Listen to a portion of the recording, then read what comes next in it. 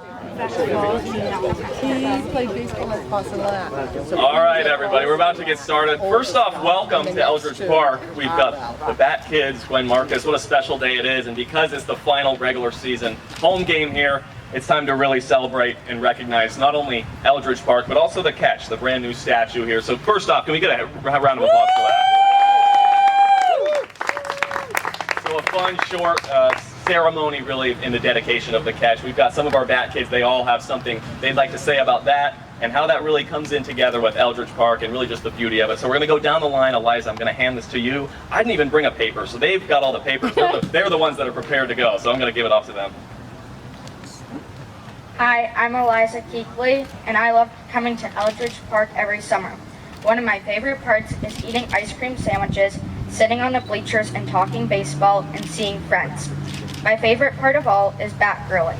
One of my favorite parts after the game is talking to players and getting autographs. I feel lucky that Eldridge Park is part of my summer. Woo! All right. Eliza.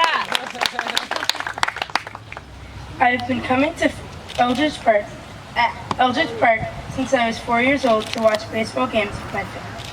When I think of Eldridge Park, I think about baseball, the Firebirds, the players I have met, and being able to be a bat kid. Being a bat kid and a clinic kid has taught me how fortunate I am. It has also taught me the importance of sportsmanship, integrity, doing what's right when no one's watching, and personal responsibility. Honestly, always doing the right thing. When I see this statue, I want every little boy and girl to be able to catch a foul ball, get to meet the players, get all of their autographs, but most importantly, I want them to have fun and create memories. This is what this statue means to me. Woo! Great job, Wes! I'm William Murphy. So the best part of being a fan is feeling connected to something bigger than yourself. And that's especially true for not just Orleans kids, but kids from all over who are fans of the Firebirds. Each summer, we get to watch these amazing athletes play baseball in our hometown.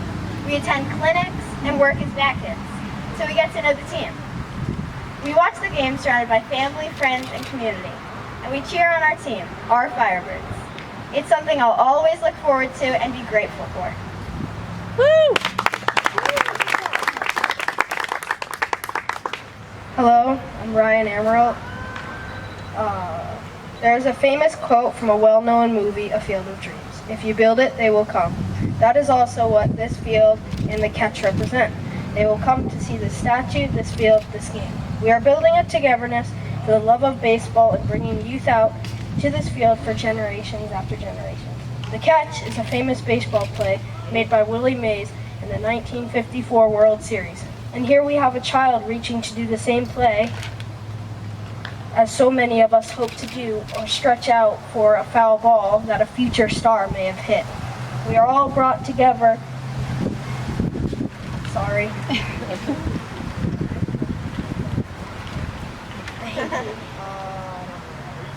We're all brought together. We are all brought together by the love of the game, this statue, this field.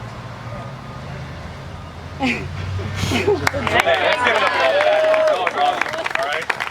All you guys. That was awesome. Good job, guys.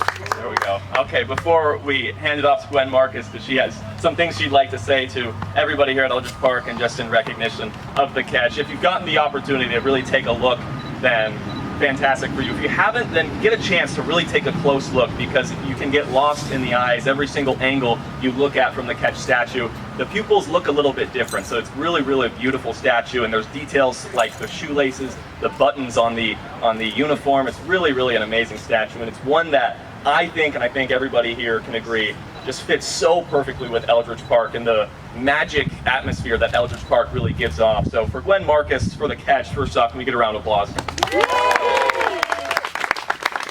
now we're going to give it to her, the woman of the hour. Gwen, thank you so much, and here you go. Thank you. First, I have to say, those were so beautiful, all of them. And that last piece that you just read with the quote, "The Field of Dreams," that is just exactly how I feel about this field here. It's just such a magical place, and it just is such an honor to have the piece here and have my little boy part of the family of Firebirds.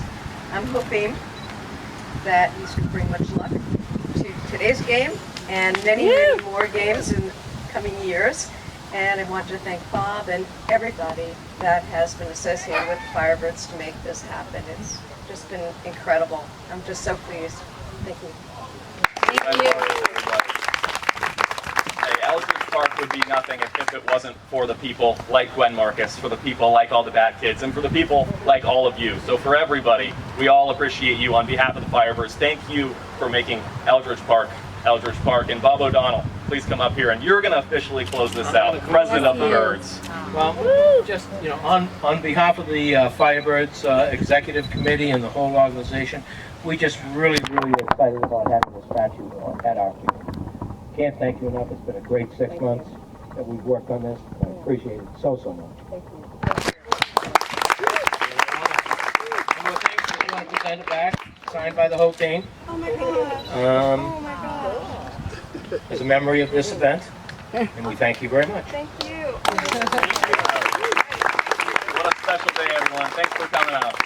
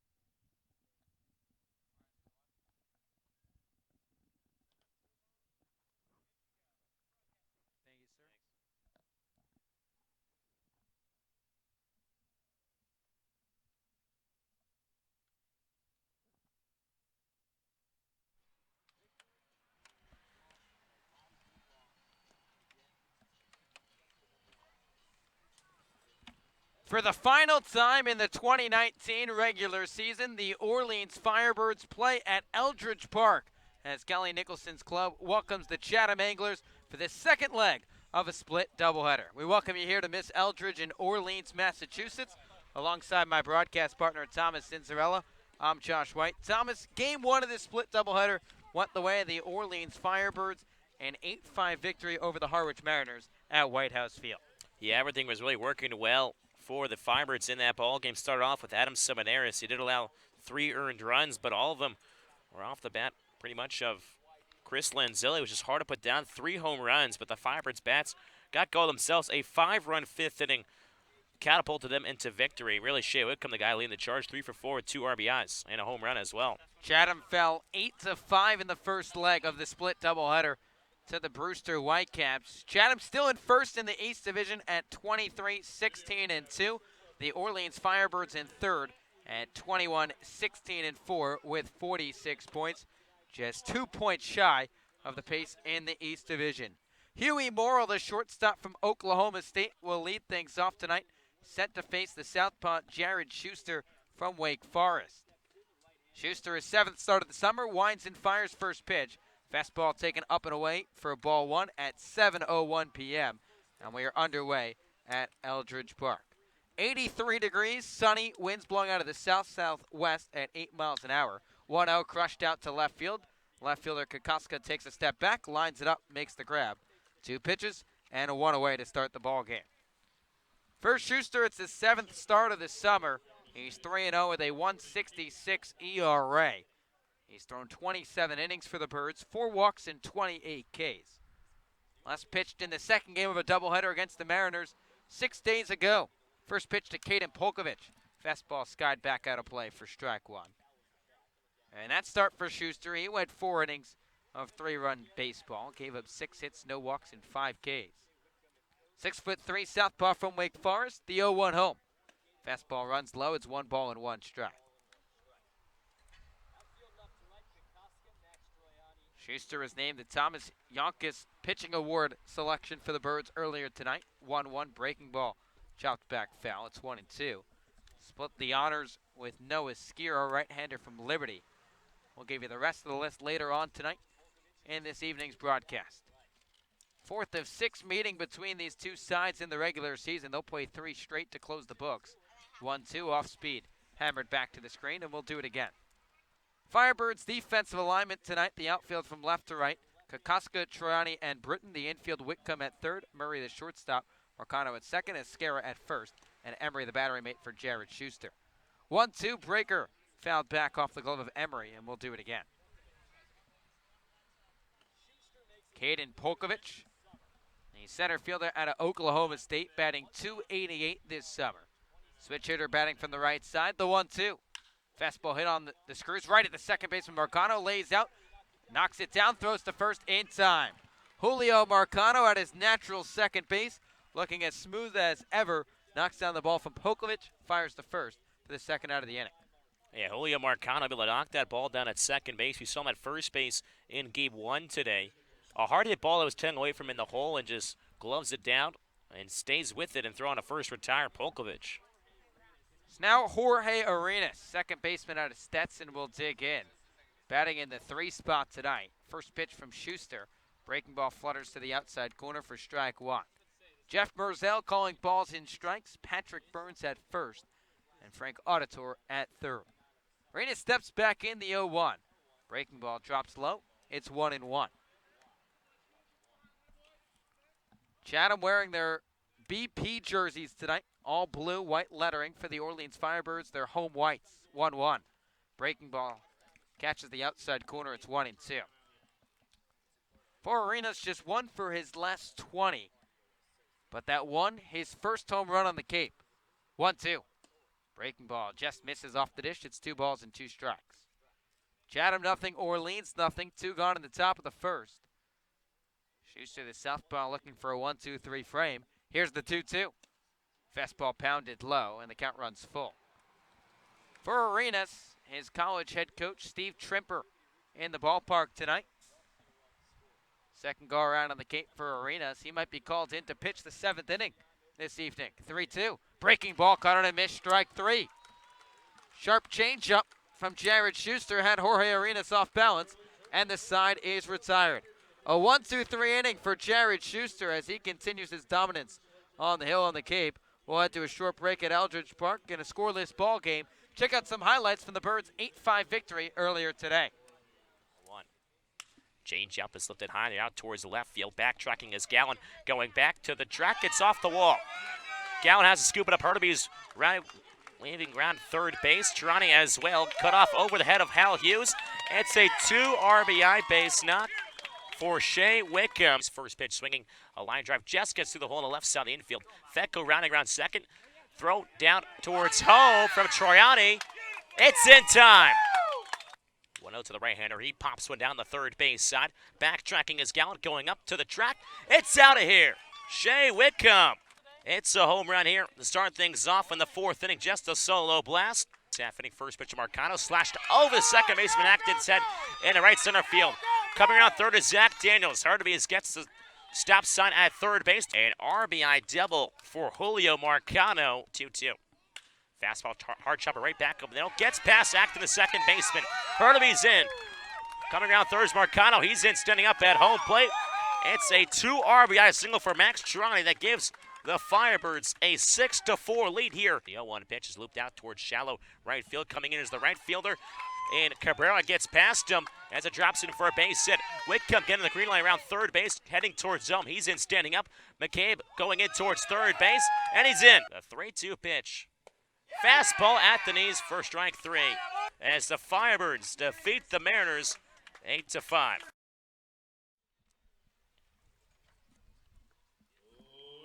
Home half of the first at Eldridge Park. Chatham and Orleans scoreless. And Riley Board, the right-hander from Western Kentucky, out for his first start on Cape Cod. Has pitched in one game out of the bullpen for the Chatham Anglers. With a 6'3" hurler out in a big game for Tom Holliday's club. Zach Britton will lead things off for Orleans. The first pitch. Breaking ball hit to the right side, into right field for a base hit. Zach Britton, his first game in the leadoff spot since Little League, gets on the first pitch, and the Birds a leadoff base runner to start the first inning. Well, swings at the first pitch he sees and just hits it hard on the ground through the right side. That's one way to make an impression in the leadoff spot, especially early in this ballgame. Again, just 7 innings being played once again. Firebirds want to try to put up a couple runs early. Spoke to Coach Brendan Eigebrote before the ball game and asked him about Britton in the leadoff spot. He said, we hope it shortens him up and changes his approach. Was short and quick to that ball and squeaked it through the right side. Now Julio Marcano steps in. Boyd set. First pitch home. Fastball upstairs, taken for ball 1. Marcano batting .370 for the Birds after a 2-for-4 game with an RBI double. Sporting the high Red Sox from the right side, open stance, waving the all-black bat over the right shoulder. Boyd set the 1-0. Breaking ball up and away, it's 2 balls and no strikes. Nobody down in the last of the first at Eldridge Park. But the Birds looking to strike first. For Boyd, it's just his second appearance of the summer. Lasted an inning and a third against Katuitt 3 nights ago. Got tagged for 2 runs on 2 hits. Right-hander from Western Kentucky comes set, takes a deep breath. Runner on first, the 2-0. Fastball lunged out to left center field. Deep run for Caden Polkovich. Now gliding back in the gap, has room, makes the grab in front of the warning track for a loud out number 1. Yeah, Marcano just got a hair under that baseball. Out towards the 350 sign, a little bit to the right of that in left center. They got to really get all of that one. Might have had a chance to get out.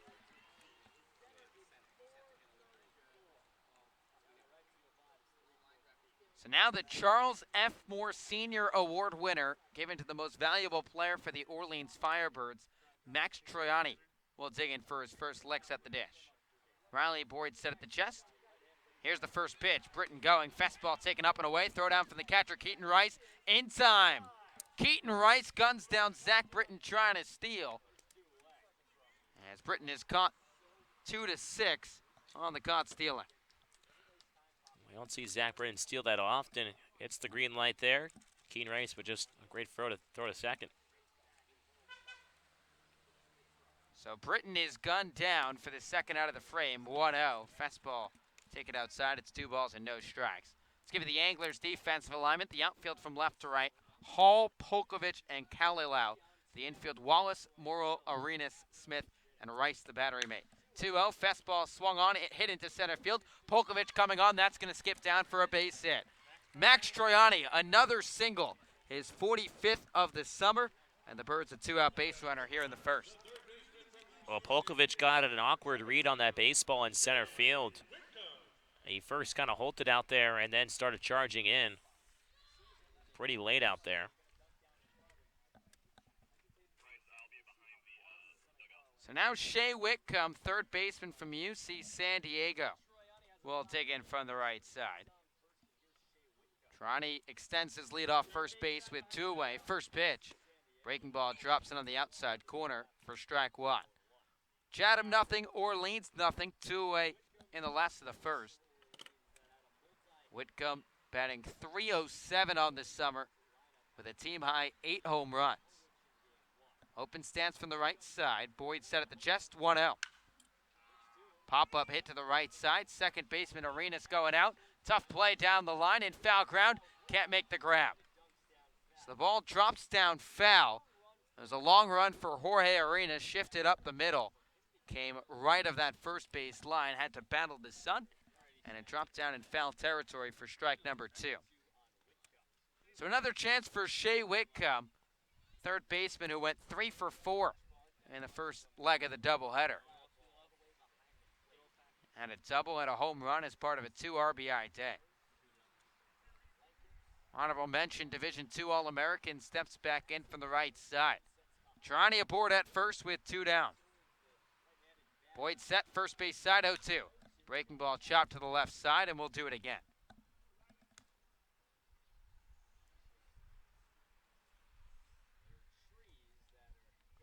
Good crowd at Eldridge Park on hand. Final game of the regular season in Orleans, Massachusetts.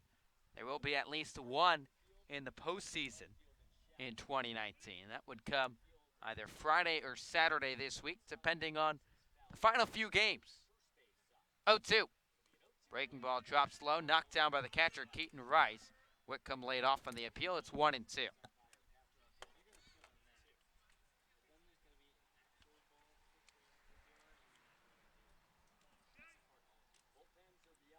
Chatham and Orleans scoreless with 2 outs in the last of the first inning. Troiani aboard at first after a 2-out single. We'll see if he goes here. 1-2 to Whitcomb. Breaking ball sent up the left side, chopped foul, and we'll do it again. And Whitcomb putting up a good battle here in his first AB, firing off a couple tough pitches, both down the third base side and the first base side as well. We've seen Whitcomb come on strong for the Orleans Firebirds. It's a young man who started 2 for his first 13 on the Cape. Boyd set at the chest. Here's the 1-2.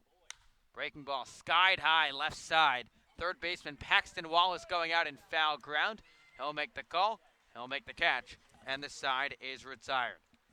So Riley Boyd works around a couple of hits from the Orleans Firebirds as Orleans scores no runs on 2 hits, no errors, and they leave 1 runner left on base.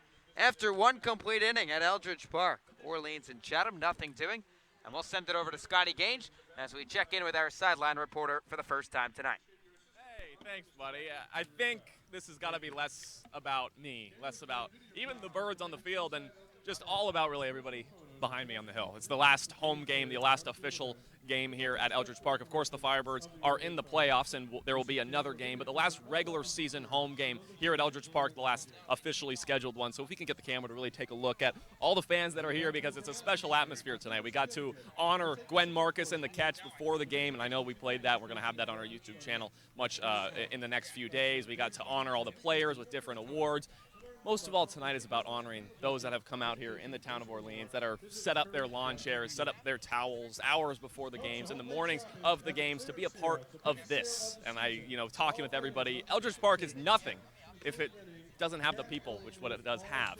And, you know, I know for me, I know for you, the both of you, it's so enjoyable in the fact that all these people come out because it makes Eldridge Park really Eldridge Park, and that's the people. So what a special environment this is. It's the nostalgia is real today, but yeah, what a really special day it is, and it's because of all these people behind me.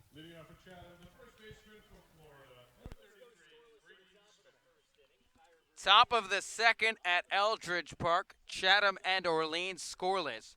Jared Schuster, the southpaw from Wake Forest, retired the Anglers in order. He's back out for the Orleans Firebirds. First pitch from Schuster to Brady Smith. Fastball paints the inside corner for strike one. Smith, the first baseman from Florida, batting from the right side. Smith hitting .259. Here's the 0-1 from Schuster. Breaking ball cut on and missed. It's 0-2. First Smith, he went 0 for 4 in the first game of the split doubleheader. His first game back in 5 days. 6 foot, $195, Florida native. 0-2, breaking ball swung over the top of for strike 3.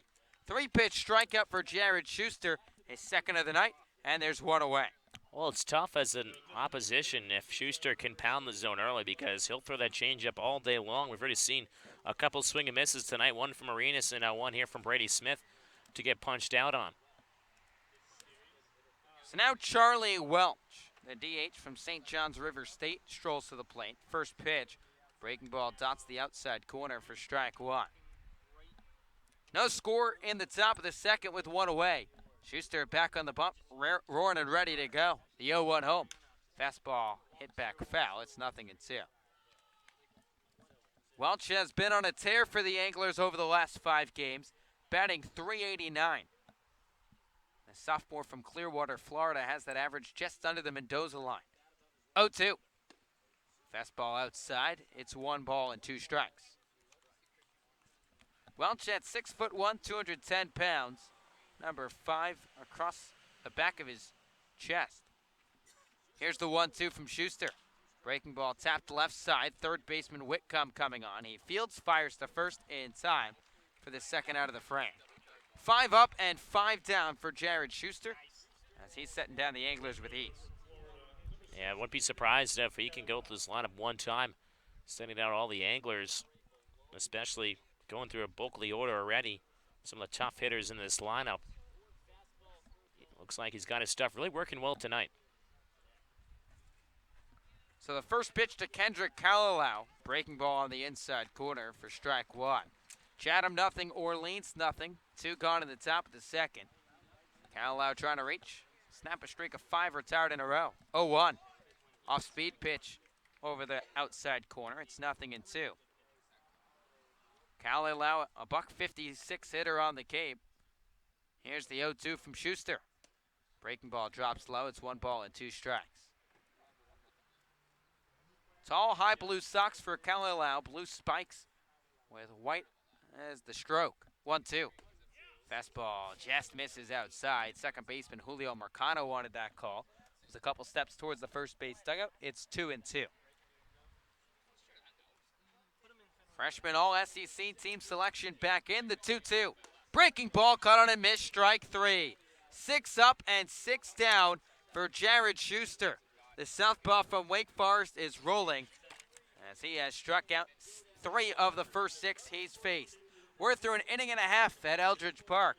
No score between Chatham and Orleans. Let's send it over to Scotty Gage.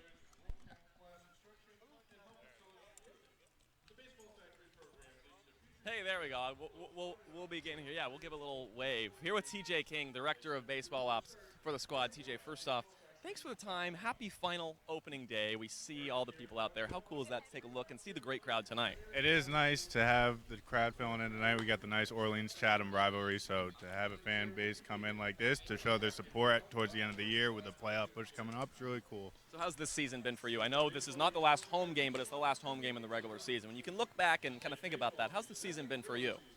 It's been a growing process from day one till now. I mean, it's been a super grind. I mean, I know that the whole team is tired, but I feel like we're feeling good at this point of the season. We're kind of into a groove, and I feel like we're looking forward to these playoffs coming up. I'm looking forward to the playoffs. They're really going to be fun. If you could pick out one thing this season, whether it be a specific moment or just a overall theme, a favorite part of this season, what do you think it would be? I mean, favorite's crazy to say, but just I think the most memorable part it's got to be the 10-hour All-Star game and the heat, just being out here in the heat, sweating all day, grinding. As an organization, I feel like that's how our summer has been as a total, just like hot, grinding, but we get through it and we persevere.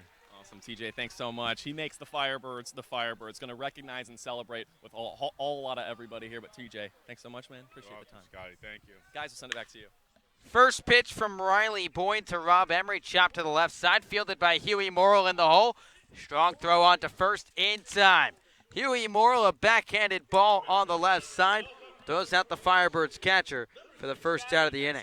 Absolute cannon in the hole over there by Huey Morrill. He was almost where the third baseman played behind. And Morrish flexing off the arm there, able to hose down Rob Emery.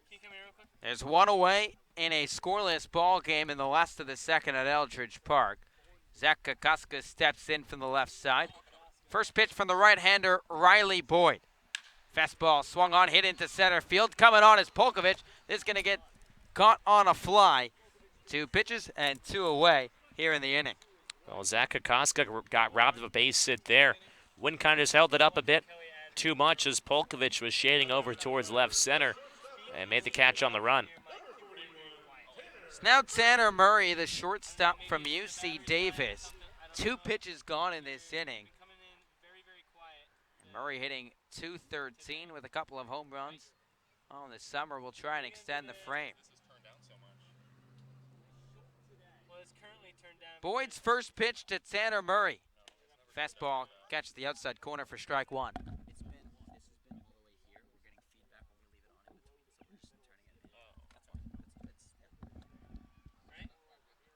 No balls and 1 strike to Murray, the 7-hole hitter. Here's the pitch from Boyd. Murray shows bunt nubs at third base side. It'll be a tough play for Paxton Wallace.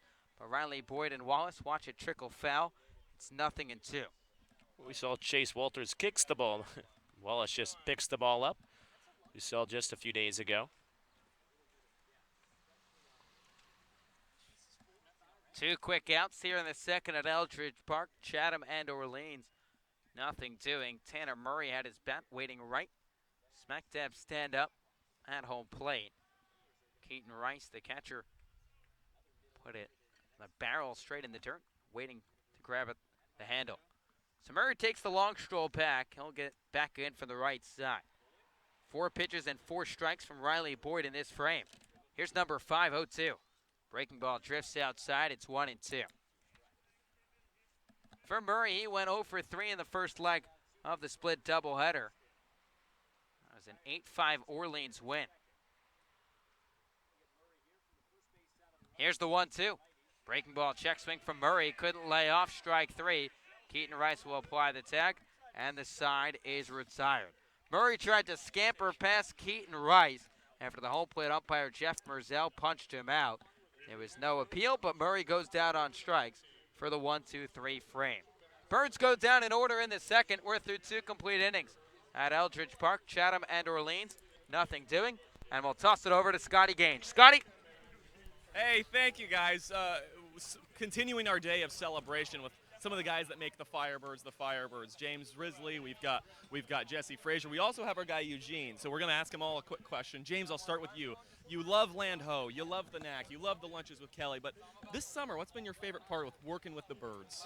Just the atmosphere. I mean, here it's at the end of the summer, still Eldridge Park is packed. You can't beat it. Like, Cape Cod Baseball League is nothing like anything else. Jesse, how about you, man? I know you love Land Ho. You know, both of our Land Ho correspondents couldn't be more grateful to have both of you. But what about you, away from that? Growing up here, being able to work these games, it's really special. I remember coming here when I was 4 years old, looking up to these players, and now I get to talk to them every day. And it's just really special, and I couldn't be more honored to do it. Special to have the both of you. Eugene, this is your first time here on the Birds Broadcast Network. We all know and love Eugene, who runs our social media, the website too. Eugene, how about you? What's been the most rewarding part of this whole process? Well, I don't know, but seems to be that here it's really a great atmosphere, and I'm a little bit nervous talking to you, Scotty. That's okay, Eugene. We're buddies. Yeah, and talking about Landho and all that sort of stuff. Of course, I support Cooks since I work there. So everyone who wants to get some good food, go to Cooks. All right, thanks, Okay, Eugene. That's my recommendation. All right, that's a great recommendation from Eugene in the town of Orleans. All you guys, thanks so much. Guys, we'll send it back to you. Thank you, Scotty. Second pitch hit to the left side, fielded by Tanner Murray, stretched by Trevin Esquera, not in time.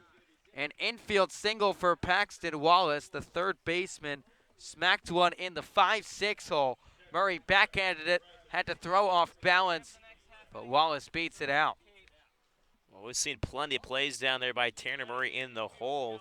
Just last game earlier today, and Harwich made a diving stop in the hole to stab it and just keep the ball in the infield, almost able to throw out Wallace at first.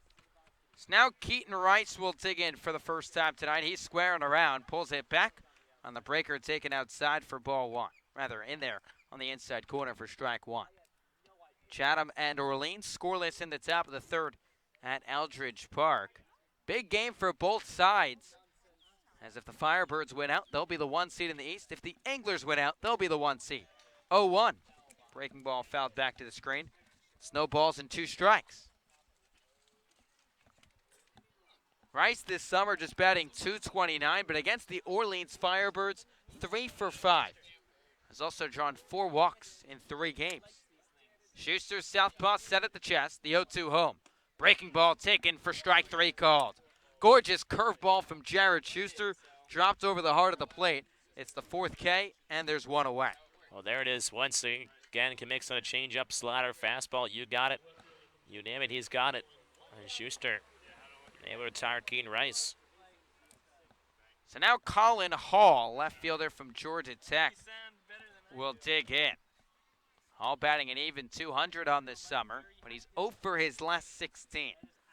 Lefty on lefty matchup, first pitch. Breaking ball catches the inside corner for strike 1. For Hall, his last hit came against the Brewster Whitecaps back on July 19th. It's been 11 days for the rising junior out of Georgia Tech. Wallace aboard at first, 0-1. Fastball above the letters. It's 1-1. Just 2 lefties in the lineup for Chatham this evening with the southpaw on the bump. That's the way Tom Holliday runs the ship. 1-1. Breaking ball hit to the right side, slowly moving, fielded by Marcano. Flip to second, throw on to first. In time. A 4-6-3 slick inning-ending double play. Marcano charged in, flipped it quick to Tanner Murray, who threw a bullet to first, and the side is retired. Chatham scores no runs on 1 hit, no errors, and they leave nobody left on base. We're through 2.5 at Eldridge Park. And Thomas, let's look around the Cape. And a very important day here in the Cape Cod Baseball League. Yeah, I keep updating my page every inning or so because of the whole playoff race going on here around the Cape. It's a busy day here. A couple doubleheaders being played. Chatham defeated earlier today by the Brewster Whitecaps 8-5. Firebirds defeating the Mariners 8-5 at White House Field earlier. Bourne defeats the game at 14-6 at Doran Park today. Top of the 7th over in Katuitt, 4-4 ball game between the Commodores and the Kettleers. Top of the 7th inning, Hyannis Harborhawks, a 1-0 lead over the YD Red Sox. Again, Firebirds trying to search for the number 1 seed in the East Division. Harborhawks, or the Firebirds need the Harborhawks to win one of these 2 games or so. Again, YD's last 2 games of the year, today against Hyannis, and then tomorrow in YD against those same Harborhawks.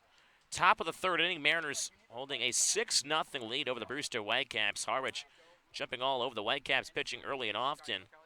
6-run second inning for the Mariners has put them up on top. Chris Gallen with 3 RBIs in that inning.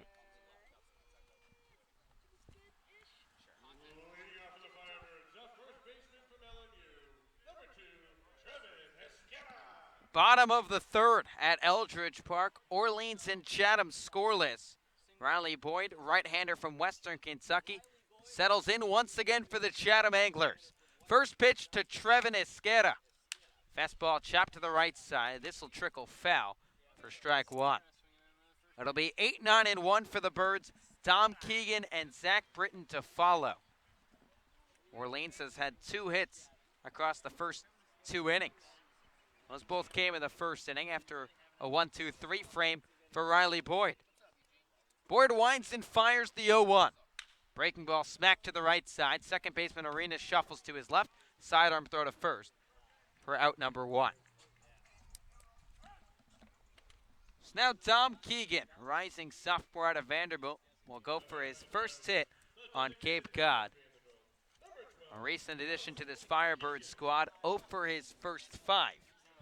Just the 4th game for Keegan, who settles in from the right side. First pitch from Boyd. Fastball taken off the plate for ball 1.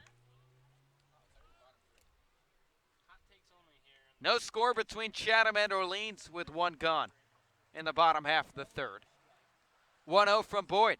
Fastball smacked into right field. Callao coming on, and he'll get it on a line. Tom Keegan put the ball in play, but found the glove of Kendrick Callao for the second out of the frame. I think Dom Keegan can really be a dark horse here for the Firebirds. I mean, he is, again, a very talented player. Didn't see that much playing time back at Vanderbilt this year. But again, 0 for his first 5.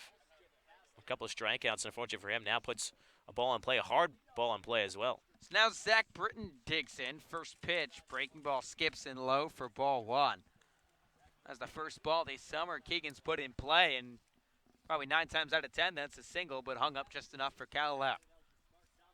Britton batting from the left side, 1-0 from the right-hander. Fastball above the letters, it's 2 balls and no strikes. Britton 1 for 1 tonight, singled on the first pitch he saw to lead off that first inning. 6'1", 205-pound right fielder. 2-0 from Boyd. Breaking ball upstairs, it's 3 balls and no strikes. Plan for Tom Holliday and the Chatham Anglers is to go with Riley Boyd and Jake Hamilton. Try and get those 2 the whole way. 3-0. Fastball downstairs, ball 4. 4-pitch walk to Zach Britton. The Birds' leadoff man is on for the 2nd time tonight. And Orleans a 2-out base runner. That's all they need is a base runner. We saw in Harwich earlier today, that's all they needed. Able to get 10 hits in that ball game and string a couple together. A couple long balls, and thanks to Shea Whitcomb with the home run ball, starting to infect some of these Firebirds bats. An extra base hits as well, ending the Cape with a triple earlier today. So now Julio Marcano, who smacked the ball to deep left center field his first time up, steps in. Boyd steps off the rubber, tosses to first. A lollipop that Brady Smith comes off the bag to retrieve. Chatham and Orleans, nothing doing here in the bottom of the 3rd. Britton aboard at first with 2 down, and Marcano steps in from the right side. Julio waving the bat over the right shoulder. Right-hander Boyd comes set. First pitch home. Breaking ball drops low for ball 1. Marcano's been a spark for the Birds whenever he's in town. Played 5 games in early June for Orleans, then went home to rest a sore shoulder. He got healthy, Orleans had an open roster spot, and Julio is back playing in the red and white. 1-0. Fastball slashed down the right side. It'll go out of play. It's 1-1. No laptops near Nauset Middle School on the right field concourse. See if we get one back over press row. Last regular season game of the summer at Eldridge Park. Will be at least 1 more in the postseason coming this weekend. Britton extending his lead off first base with 2 down. Boyd set at the chest, the 1-1. Breaking ball hit to the left side, right at the third baseman Paxton Wallace. Backs off, fires onto first in time. So Wallace retreated, came on, fielded it, tossed to first, and the side is retired. Orleans scores no runs on no hits, no errors, and they leave 1 man left on base. After 3 quick innings at Eldridge Park, Anglers and Firebirds scoreless, and Scotty Gage making his way to the first base side to chat with Kelly Nicholson, who's back coaching the Birds. Scotty, let's send it over to you. Thanks, Josh. Hey, Coach, this is the last regular season home game here at Eldridge Park, and you look out and you see so many fans here. What does that mean to you here at Eldridge Park? Well, it's probably August, and it's probably Chatham. So Orleans-Chatham, I think, is the best summer baseball rivalry in the country, and it's hard to argue when you have an atmosphere like this. When you look at all these fans, what's something you hope that the players can represent on the field in front of all these fans here on the last day of the regular season here at Eldridge? Hope they beat them. Hope we win tonight, and so they can go home last regular season game with a good memory. Thanks so much, Coach. All right, good luck the rest of the way. Have fun. Thanks. Well, thank you, Scotty and Skip. 3 quick innings at Eldridge Park in a little more than 30 minutes. Anglers and Firebirds scoreless as we go to the top of the 4th inning. And Jared Schuster faced the minimum the first time around the order. Southpaw from Wake Forest will face Huey Morrill, shortstop from Oklahoma State. Morrill flew out his first time up, steps in from the right side. First pitch from Schuster. Breaking ball cut on and missed for strike 1. Anglers had 1 hit their first time around the order. It got erased by a 4-6-3 inning-ending double play. 0-1, breaking ball hacked out and missed. It's 0-2. Morrill 0 for 9 this summer against the Birds, sporting the stirrups from the right side. Schuster winds and fires 0-2. Breaking ball cut on and missed, strike 3. 3 off-speed pitches from Jared Schuster get the best of Huey Morrill. It's Schuster's 5th K in the first 10 batters, and there's 1 down. Well, Schuster's in prime playoff form right now. You mentioned 5 strikeouts now through 10 batters that he has faced. Now Caden Polkovich digs in. First pitch. Breaking ball skips low for ball 1. Scoreless ball game with 1 away in the top of the 4th at Eldridge Park. Polkovich, a switch hitter, batting right-handed with the lefty on the mound. 1-0. Fastball drops in at the knees, misses inside. It's 2 balls and no strikes. Polkovich grounded out his first time up, and it's a Julio Marcano, the second baseman, on the right side. 2-0. Breaking ball clobbered into left field. Kokoska coming on. This skips down for a base hit. Second base knock of the night for the Chatham Anglers comes off the bat of Caden Polkovich. They've got 1 on with 1 away here in the top of the 4th inning. Yeah, and that's really the first batter that Schuster has fallen behind early in the count, throwing 2 balls. And we've seen him when he does get ahead in hitters. Really, any pitcher in the Cape, it's imperative to try to get ahead of the hitters. And we've seen what Schuster has done so far when he does get ahead. So now Jorge Arenas digs in. First pitch, breaking ball tapped third base side and foul for strike 1. Arenas, the second baseman from Stetson, 0 for 1 tonight, one of 5 strikeout victims for Jared Schuster. Steve Tripper watching on for Arenas, the Stetson Hatters head coach. Polkovich on at first, 0-1, hit to the left side, could be 2, gloved by Whitcomb, throw on to second, Marcano to first, throws high, pulls Escara off the bag. Arenas hustles down the line to beat it out. It's a 5-4 fielder's choice as the Birds are unable to turn 2. I even think that if the throw was on target, I think Arenas still would have beaten that throw out. It was kind of a weird hop for Whitcomb to field it at third base, and it'd be a quick transfer by Marcano, so he tried to do all he could at second base. And Arenas hustling down the line, able to beat the throw out. So now Brady Smith will dig in from the right side. 0 for 1 with a strikeout. Jorge Arenas aboard at first with 2 down. First pitch from Schuster. Fastball dots the outside corner for strike 1. No score between Chatham and Orleans with 2 down in the top of the 4th at Eldridge Park. 4th of 6 meetings between these two sides in the regular season. 0-1. Off speed, catch at the outside corner. Smith doesn't like the call. It's 0-2. For Smith, his second go-around on the Cape, played with the Catuit Kettleers a year ago. Hit .333 last summer, but an East Division All-Star in 2019. 0-2, breaking ball skips low. Rob Emery won't even make the throw. Arenas swipes second base, his 4th of the summer. Emery had trouble getting the ball out of the glove, but the count nonetheless 1-2. Yeah, good pitch for Arenas to run on a changeup down in the zone. Tough for a catcher to throw on, especially that ball ended up near the shoe tops. So the first run of the night for either side in scoring position. 1-2. Fastball spiked low. It's 2 balls and 2 strikes. Smith 7 RBIs this summer, playing in his 24th game. Had not played in the last 5 before the first leg of the doubleheader today. Schuster set and now steps off the rubber. Just look back, Jorge Arenas to the back. Second baseman Julio Marcano playing just right of the second base bag, keeping him close, 2-2. Breaking ball flutters low and the count runs full. Smith has played primarily catcher this summer for the Anglers, shifted to first. Looking to break this scoreless tie at Eldridge Park. Top of the 4th in Orleans, Massachusetts. Arenas aboard at second, the payoff pitch. Breaking ball, cut on and missed, strike 3. Second strikeout of the night against Brady Smith, the 6th for Jared Schuster. Schuster works out around a 1-out single as the Anglers scored no runs on 1 hit, no errors, and they leave 1 runner left on base. Through 3.5 at Eldridge Park. No score between Chatham and Orleans. And Scotty, this game's moving quickly. Let's check in with you once again. Here with Birdman Bob, the president of the Orleans Firebirds. Here we are on opening day. I asked you how excited you were, and you just could not contain your excitement. Here we are in the last regular season home game, and you look behind us, and there's so many people out on the hill and just enjoying themselves. How cool is that for you? This is just so exciting it isn't funny. I was going to say it's 10 times, 100 times more exciting than opening day.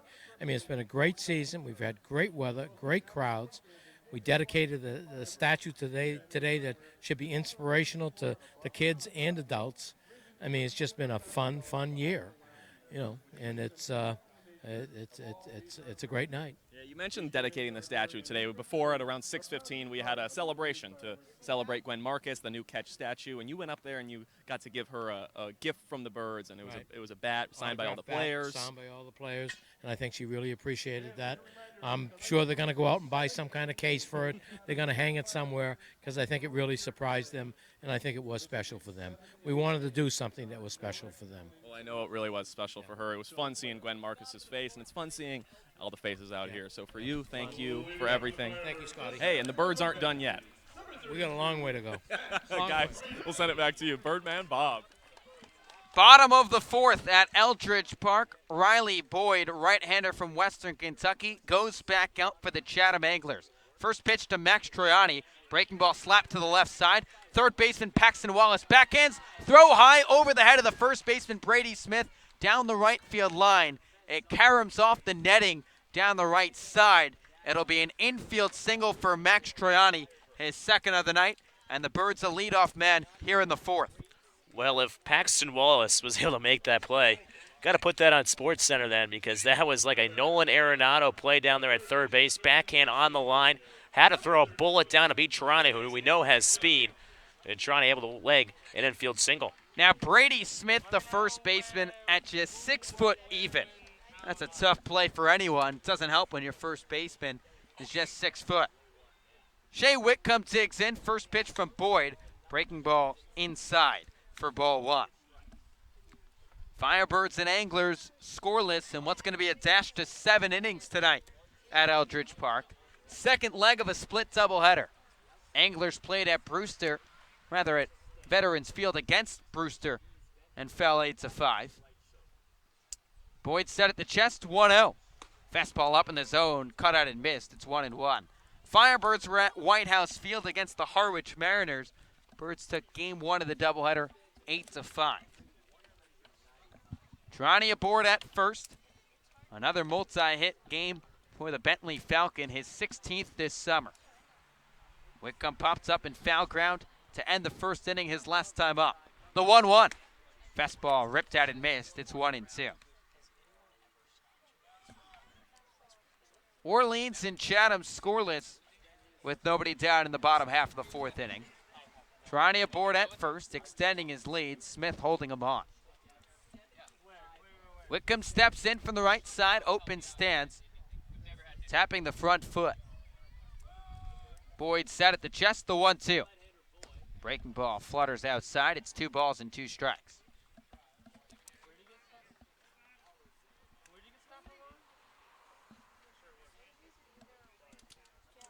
For Riley Boyd, he's just looking for a second strikeout on the Cape. His first game against Tanner Murray back in the 2nd inning. Second start for the right-hander from Western Kentucky. Here's the 2-2.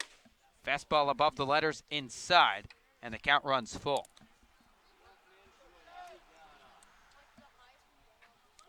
Triani with good speed at first base, swipes a bag in the first game of the doubleheader. He's 5 for 7 in stolen base attempts. We'll see if he goes to avoid a potential double play. Here's the 3-2, Triani not going. Breaking ball, swinging bunt up the third base side. It's going to roll up the third base line. Paxton Wallace touches it in fair ground. A swinging bunt hit for Shea Whitcomb. Both Wallace, Boyd, and Rice watched it tumble down the third base side. And by the time Whitcomb was on at first, Wallace picked it up with the glove. Back-to-back hits for the Birds. Well, that ball just stayed perfectly in fair territory. It looked like might have a chance to roll foul, but Wallace picked the ball. But would have been close either way. But Whitcomb able to leg out another infield single. So now Rob Emery, the catcher from San Francisco, will try and take advantage. Birds have runners on first and second with nobody out. And Brady Smith, the first baseman, expecting Emery to bunt. He's squaring around, and the pitcher Boyd set at the chest. Smith charging in, first pitch to Emery. Breaking ball pulls back for ball 1. Smith came crashing in hard from the first base side. Second baseman Arenas went to cover. Smith not even going back to the dirt where the grass meets. He's well in on the grass. Whitcomb off of first, Triani aboard at second. Nobody down in the last of the fourth, with the Birds looking to strike first. Emery giving himself up once again. Right-hander Boyd set. Smith crashing 1-0. Fastball bunted third base side. Wallace comes off, bare hand throws to first in time. A 5-4 sacrifice bunt by Rob Emery. The Birds get the job done, and Orleans has runners on second and third with 1 out. Well, Rob Emery knows that the first baseman, Brady Smith, charging in, bunts it down the third base side. Picture-perfect bunt. Wallace's only play is towards first. And now the Firebirds have something brewing here in this half inning. So the Anglers going to bring their infield in, and rather than bringing them in, they'll just intentionally walk Zach Kokoska. So the four fingers go up from the home plate umpire, Jeff Merzale, and that loads the bases for Tanner Murray with 1 out. Sets up the force all around in a scoreless ball game at Eldridge Park. So the corners are in for Chatham. The middle is back for 2. Base is full of Birds with 1 away, and Tanner Murray, who struck out swinging his first time up, will dig in. Murray 4 for 11 this summer against the Anglers, already with an RBI. Right-hander Boyd working out of the stretch. He stares in from the first base side of the rubber. Murray steps back in from the right side. Boyd comes set. Here's the first pitch. Breaking ball swung on, hit into center field. Polkovich on the run. That's going to get down for a base hit. Triani charges in from third. Right behind him is Shea Whitcomb. And on first base with a 2 RBI single is Tanner Murray. After an intentional walk, it's Murray who delivers, and the Birds strike first. It's 2-0 in the fourth. Well, how about that? Tanner Murray, first pitch he sees, pushes it into the right center field gap. Polkovich able to cut the ball off, but that doesn't matter. It scores 2 Birds anyway. And here come the Firebirds here. Again, just a 7-inning ball game here in the fourth. That's a big 2-run base knock, and still just 1 down. Firebirds looking to strike for some more. Chatham and Tom Holliday elected to intentionally walk Zach Kokoska to load the bases and set up the force all the way around. Tanner Murray said, "Get this, I'll hit it into center for a 2-run single." Now Trevin Esquera shows bunt and pulls back on a fastball up and away for ball 1. Firebirds have runners on the corners with only 1 out. 4 hits for the Birds, rather 3 in this inning and a walk. Corners in for the Anglers, middle's back for 2. Esquera's switch hitter from the left side. Riley Boyd set. Long stare in, the 1-0. Esquera shows bunt, lays it up the first base line. Kokoska's charging in from third. This trickles foul, touched up by Keaton Rice. And it's 1-1, a safety squeeze for the Birds, but the bunt not down. And the bunt started up the first base side, but then it started fair, then it trickled foul as Esquera ran past the baseball. So he'll try it again here with just one strike on him as he takes a look down towards Jamie Quinn.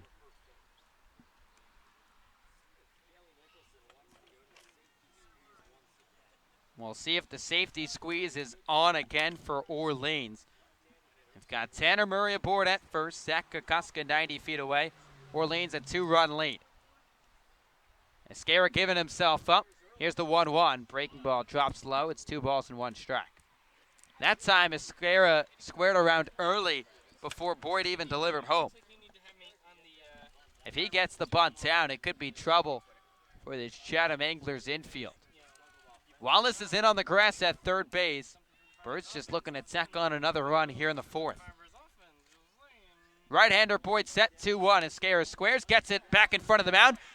Pitcher Boyd fields, shovels it home, not in time. Zach Kokoska slides under the tag. Escara got the bunt down. Riley Boyd came charging in, flipped it with the black mitt, but not in time to Keaton Rice. As the Birds tack on another, it's 3-0 in the 4th.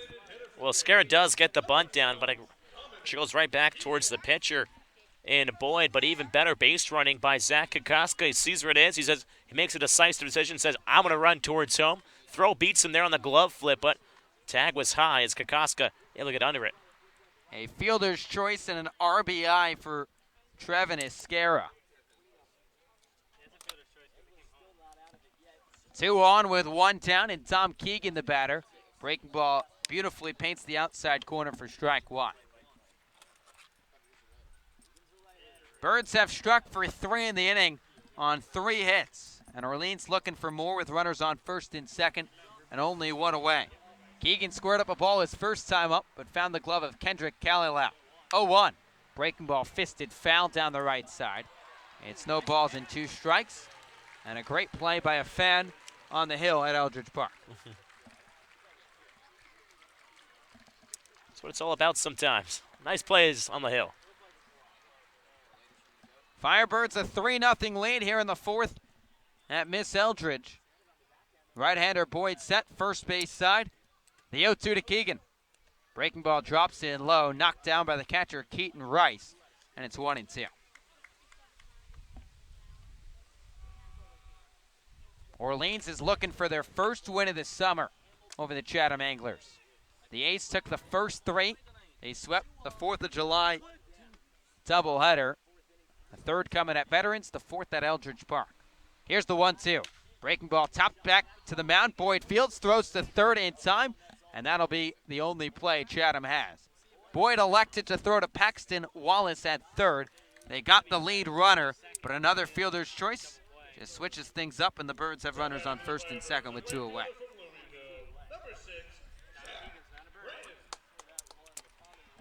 So good news for Hyannis, Orleans, and for Chatham. The Harbor Hawks are leading the YD Red Sox 1-0 in the bottom of the 8th at McKeon Park. Boy, would that be a lift for both these two sides. Zach Britton steps in for the left side, and Boyd steps off the rubber.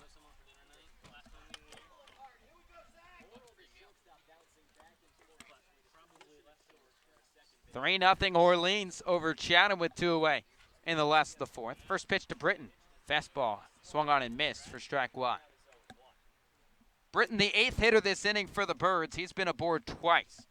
A single to lead things off in the first, then drew a walk his second time around. Right fielder from Louisville, trying to produce once again with runners on base. Boyd checks on the runner at second. The 0-1 home. Breaking ball taken off the plate. It's 1 ball and 1 strike. For Britton, he's batting .444 this summer with runners on base. Trying to make it a 4-run frame for Orleans. It's Keegan off of first, Escara on second. Shortstop Huey Morrill keeping a close eye on Escara at second base. Here's the 1-1. Breaking ball paints the inside corner. It's 1-2.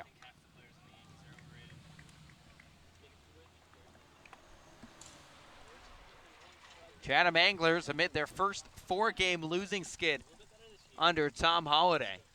Holliday in his second season at the helm of Chatham. Could it be 5 in a row at the hands of Orleans? 1-2. Breaking ball shot down the right side, hooking foul. It lands right at the first base line. Britton got good wood on the breaker, but was out in front. Well, you mentioned Coach Agerbout saying back in the first inning of Britton trying to come through a little quicker. That's always at the top of the lineup, and this time just a little bit too quick on that off-speed pitch in on the hands. Just pulled it a tad far to the right. Batesville, Indiana native steps back in from the left side. Right-hander Boyd set, looking to keep the damage at 3. 1-2. Fastball popped in to shallow left field. Third baseman Wallace going out. Shortstop Morrill a long run. He glides down, makes the catch, and this side is retired. Huey Morrill, a long run, comes to the rescue and catches it in foul ground, but not before the Birds strike for 3 runs on 3 hits. No errors, and they leave 2 men left on base. After 4 innings at Eldridge Park, it's Orleans 3, Chatham nothing, and let's send it over to Scotty Gange. Scotty? Hey, thanks, buddy. It's the T-shirt toss, and the co-lead intern, Tyler Simons, he's going to throw some T-shirts, and then we're going to ask him some questions about the season. So he's getting ready to throw, and we're going to slowly back up. We're going to watch him throw these, and then we're going to do a little interview. So I don't really know when we're expecting to go. I'm going to talk to you now before you throw. We're up here. Welcome, happy ending day. You're about to throw some T-shirts. Yes, sir. Are you excited to go? Oh, always excited to show off the gun. Okay, yeah. When you're throwing, are you a location guy, or are you just chucking it as far as you can go? I do a little bit of both. More see how high I can get it and see if I can actually hit my target. Okay, I'm looking forward to it. We're going to get the camera on you. The Firebirds family from across the country is going to watch you. All right, sounds good to me. Okay, I might even do some play-by-play. When is this going on? I think it's actually going on right now. Let's go. Oh, well then go. Okay. The T-shirt toss. There's a woman up there, and she's living it. Bryce, oh yeah, go for it. Let's sling it. Yeah, she's looking good. That's a good toss. Jump ball. Not a baby. Give me some. You threw a cannon and a jump ball. There you go. That's how I want to do it. Hey, thanks so much for the time, man. Good throws. Guys, we'll send it back to you. 4 shutout innings for Jared Schuster. The southpaw from Wake Forest goes back to work with the Birds on top of the Anglers 3-0. First pitch to Charlie Welch. Breaking ball skips in low for ball 1. Top of the 5th in a 7-inning game at Eldridge Park. Second leg of a split doubleheader. Birds took game 1 over Harwich 8-5. The Anglers fell 8-5 to the Brewster Whitecaps. 1-0. Breaker swung over the top of. It's 1-1. Schuster's faced 1 over the minimum in his 7th start of the summer. He has struck out 6 along the way. 1-1. Breaking ball spiked low. It's 2 balls and 1 strike. It'll be 5, 6, and 7 for the Anglers, with Kendrick Calilau and Paxton Wallace to follow in the frame. Schuster rocks and fires 2-1. Fastball spots the inside corner. It's 2-2. For Schuster, he's just 52 pitches deep on another gorgeous start at Eldridge Park. Here's the 2-2. Breaking ball crushed deep left field, hooking towards the corner. Kokoska on the run. This lands down in fair ground. Welch digging for second. He'll put on the brakes and retreat back to the bag. That ball hung up in the air for a long time. Dropped down the third base side. Welch his first hit of the night and just the 3rd for Chatham. Yeah, well, Schuster hasn't really been touched up here, as you mentioned, just the 3rd hit. That's a very long single down the left field line. Got hung up by the wind a bit. Wind blowing in from straightaway center field tonight. First pitch to Kendrick Calilau. Fastball runs low for ball 1. Firebirds 3, Anglers nothing. Top of the 5th at Eldridge Park. Welch aboard at first after the leadoff knock. Calilau 0 for 1 tonight. He struck out swinging. Here's the 1-0. Breaking ball out in front. It's 1-1. For Schuster, that 3-pitch mix has been in full effect tonight. Fastball, changeup, and curve. We've seen a lot of fastballs and changeups, just a couple curveballs. 1-1. Fastball tapped to the left side and foul. It's 1-2.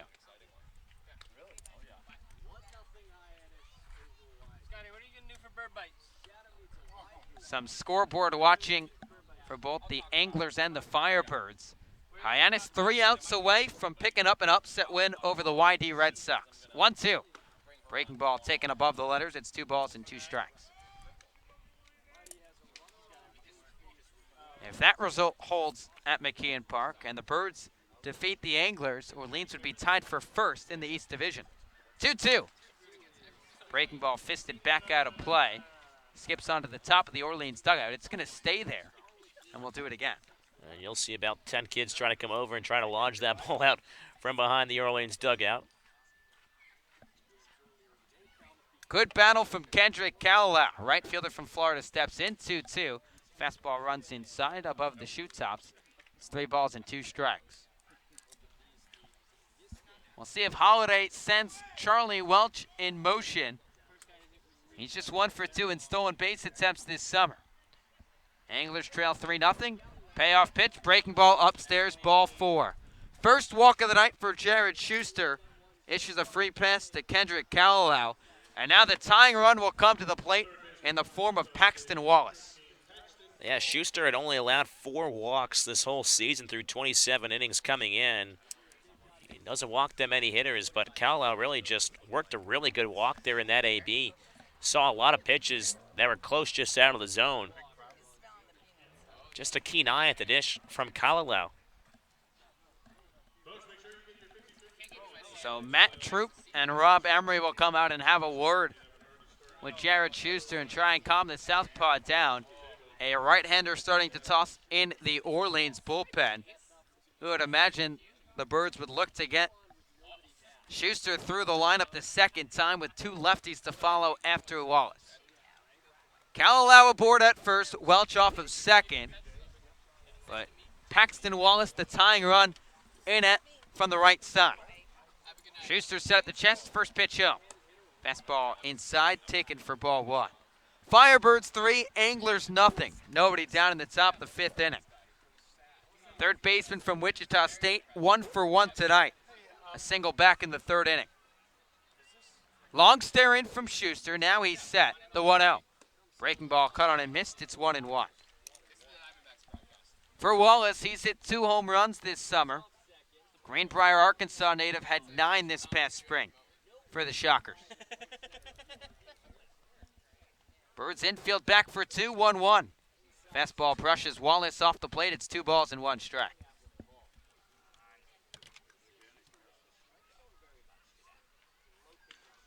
Schuster struggling with command here in the 5th inning. Fell behind Charlie Welch, 2-1 before the single, then walked Kendrick Calloway. 2-1, breaking ball, check swing from Wallace, tapped it back. It's 2-2.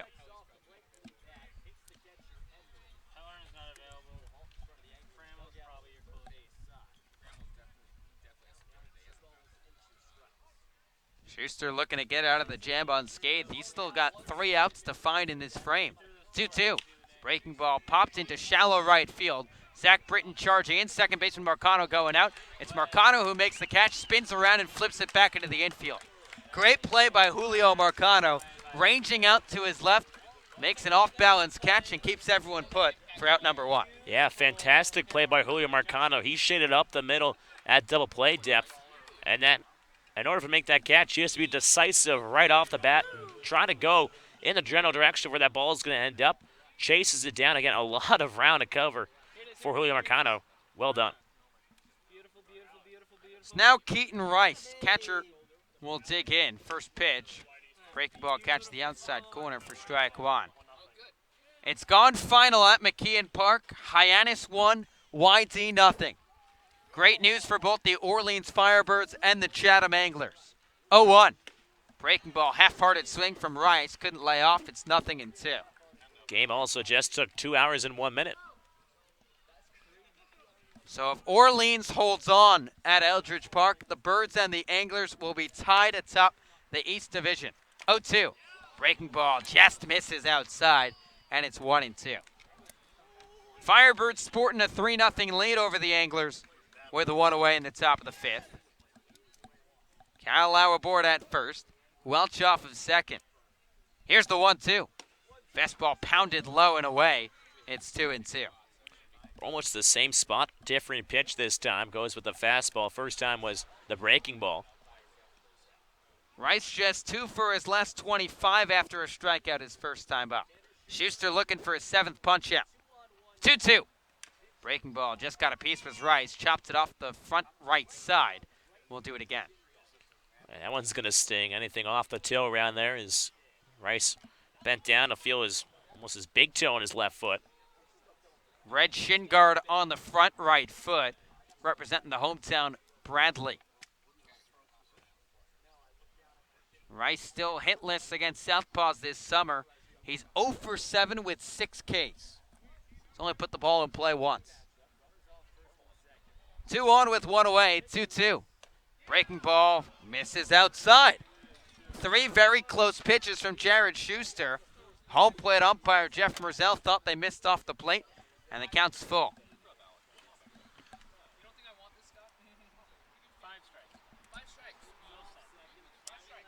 So another chance for Keaton Rice, catcher from Bradley, 3-2. Breaking ball caught on a miss, strike 3. This one a high curveball up in the zone.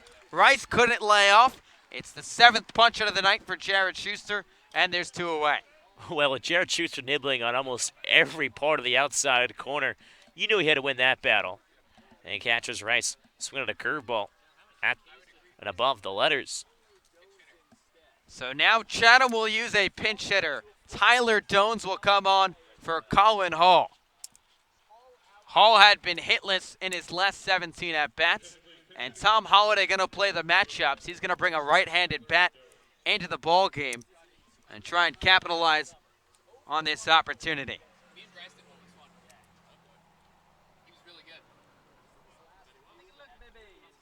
Dones is batting .225 for the Anglers this summer. Pinch hitter from West Virginia digs in from the right side. First pitch from Jared Schuster. Breaking ball up and away for ball 1.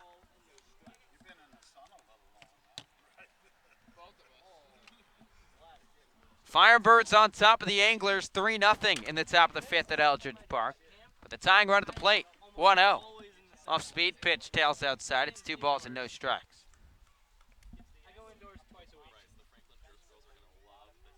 For Tyler Dones, he's 3 for his last 24. Trying to find a way back on top and give the Anglers a lift here in the 5th. 2-0. Fastball dots the inside corner. It's 2-1. Dones an all Big 12 honorable mention this past spring for the Mountaineers. Batted .316 with 5 home runs.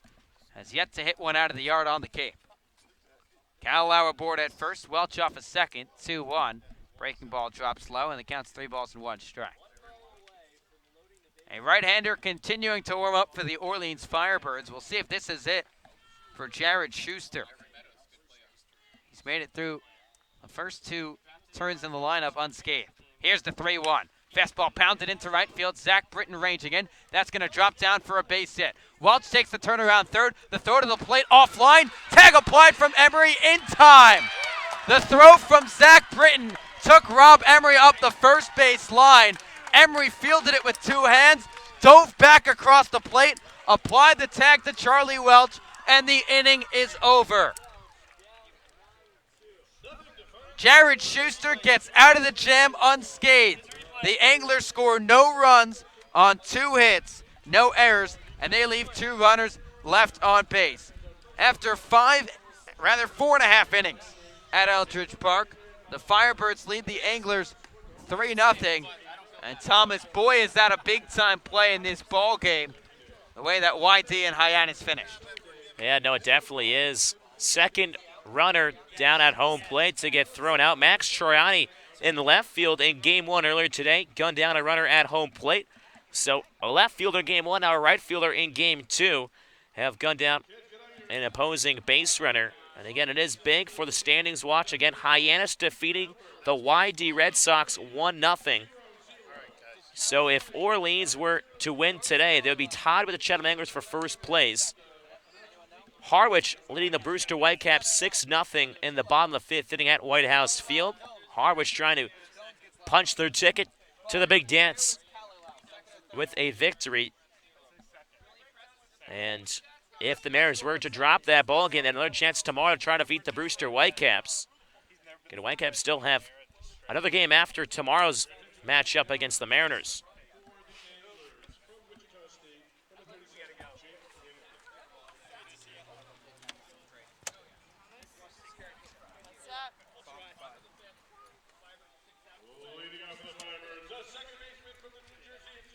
Well, the Firebirds lead the Anglers 3-0 as we go to the last of the fifth at Eldridge Park.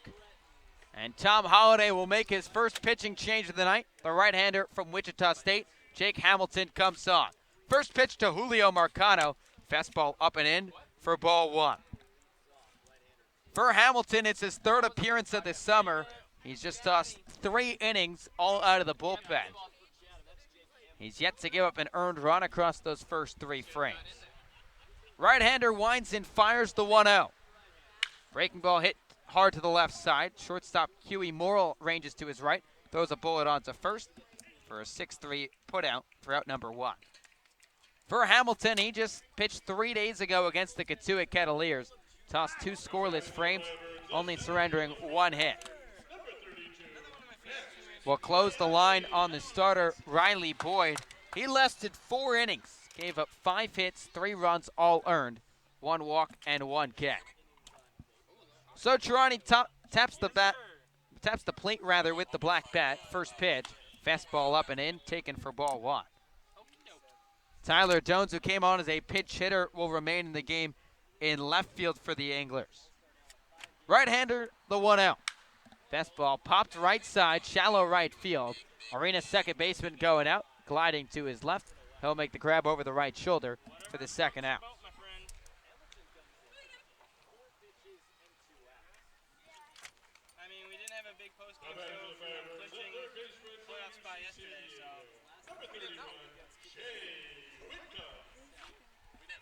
So now Shea Whitcomb will try and extend the inning for the Birds, and he has a chat with the third base coach, Jamie Quinn.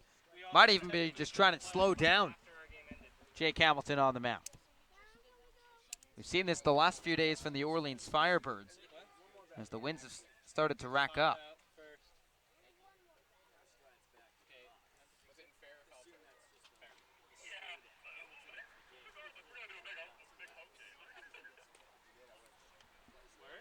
So Whitcomb, the third baseman from UC San Diego, steps in from the right side, draws the bat across right to left from the plate.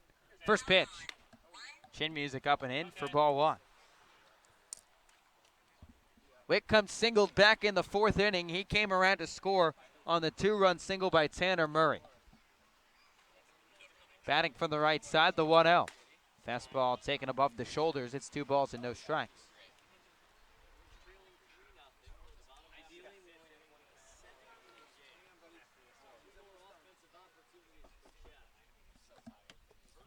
Two out from the right-hander.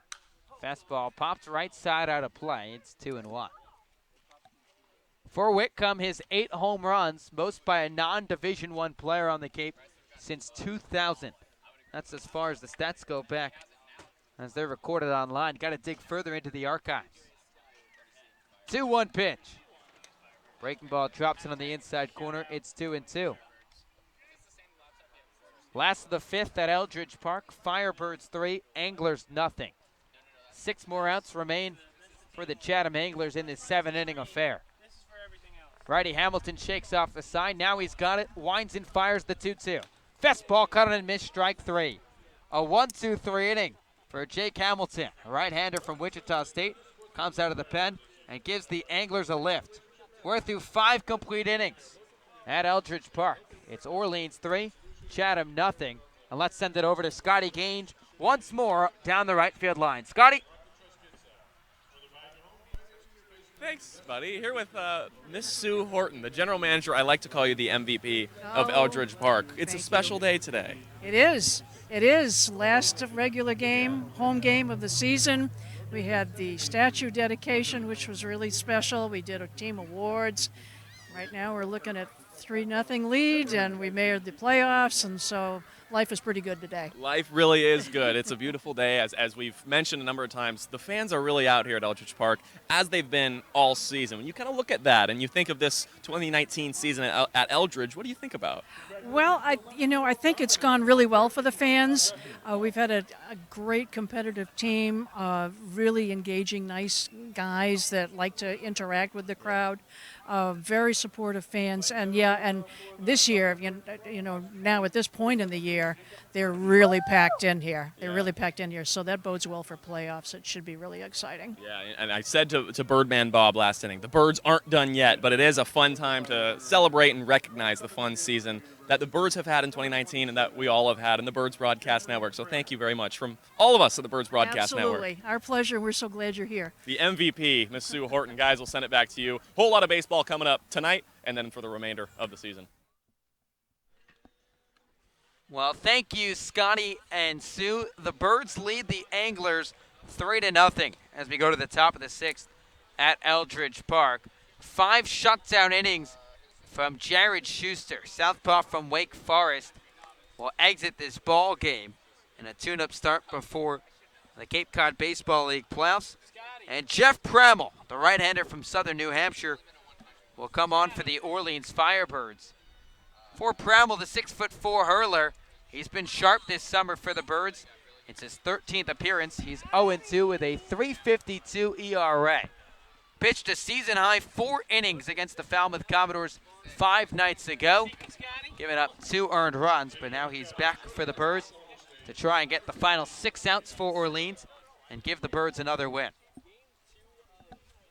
So we'll close the line on Schuster. He went 5 scoreless, 4 hits, 1 walk, and 7 Ks.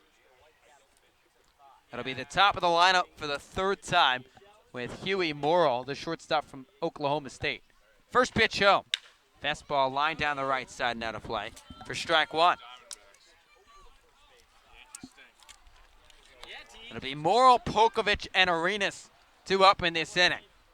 Anglers down to their final 6 outs tonight in the second 7-inning affair of the day. Long stare in from Pramel. He's now set first base side. 0-1. Breaking ball skips past the catcher, Rob Emery, and trickles to the backstop. It's 1-1.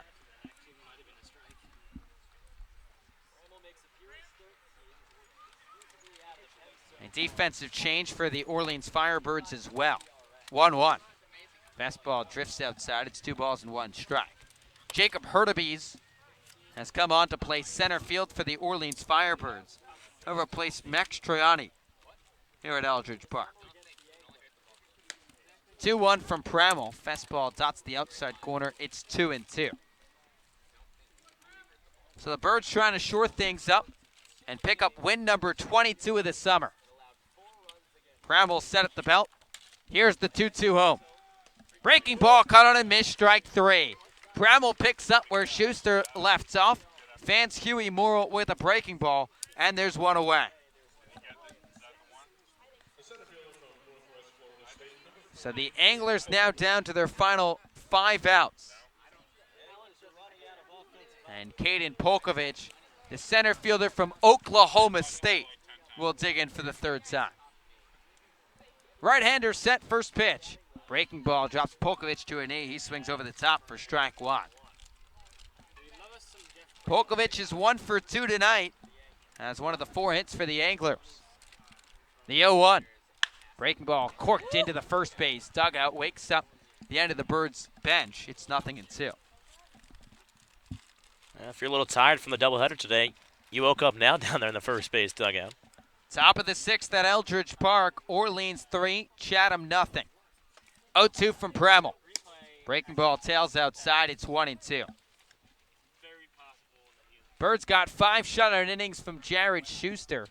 Southpaw from Wake Forest surrendered just 4 hits, walked 1, and struck out 7.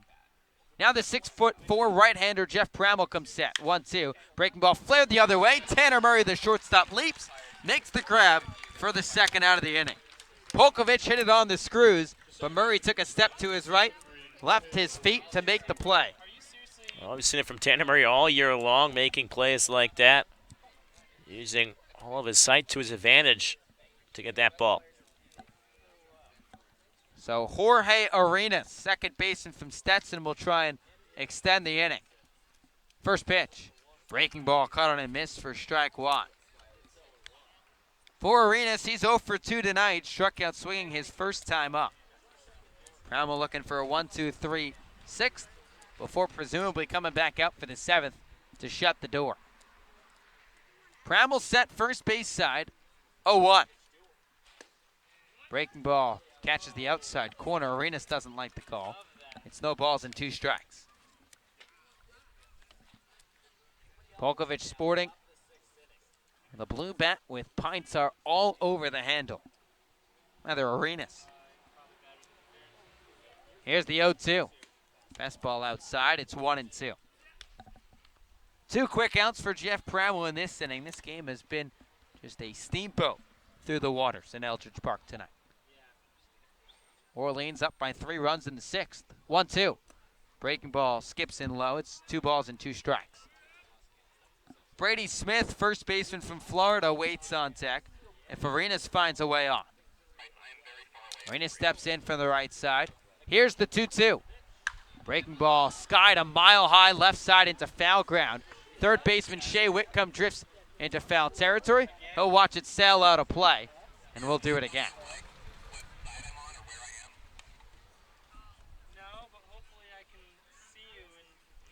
So Arenas takes the long stroll back to the box. Had the bat in his hands all the way up the first base line. Reached base on a fielder's choice in the 4th inning before swiping second. 2-2 the count with 2 away in the top of the 6th inning. Right-hander from Southern New Hampshire fires the 2-2. Fastball smacks back to the screen. We'll do it again.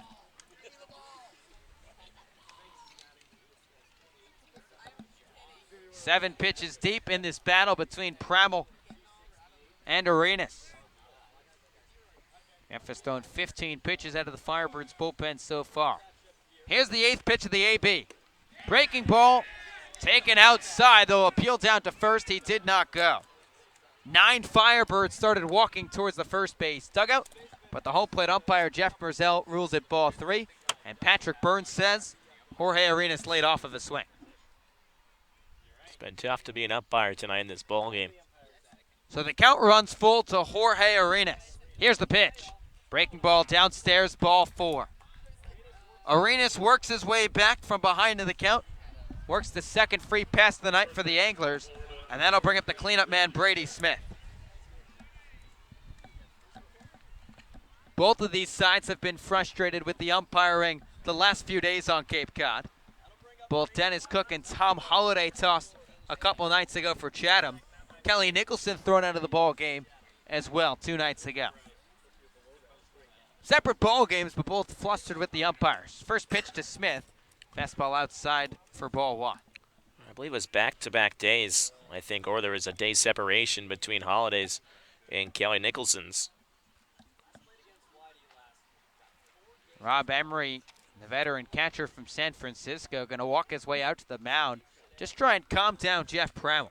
Pramel thought he was out of the inning after what might have been strike 3 on Jorge Arenas, but instead it turned into a full count walk.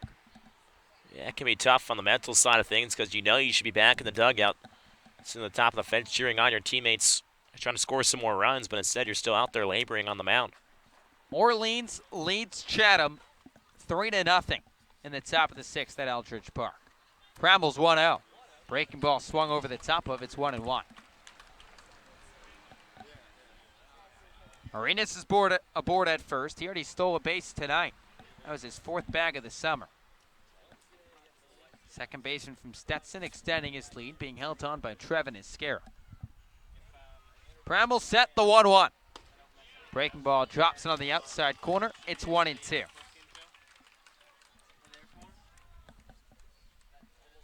Smith looking to put the ball in play. He's gone down via the strikeout twice already in this ball game. 8 strikeouts for the Firebirds pitching staff tonight. Pramel's 1-2. Fastball on the outside corner, ring him up, strike 3. Smith stares back at the home plate umpire, Jeff Merzell, and he'll have to take the long stroll back to the third base dugout. Pramel bounces back with his 2nd strikeout of the night as the Anglers score no runs on no hits, no errors, and they leave 1 runner left on base.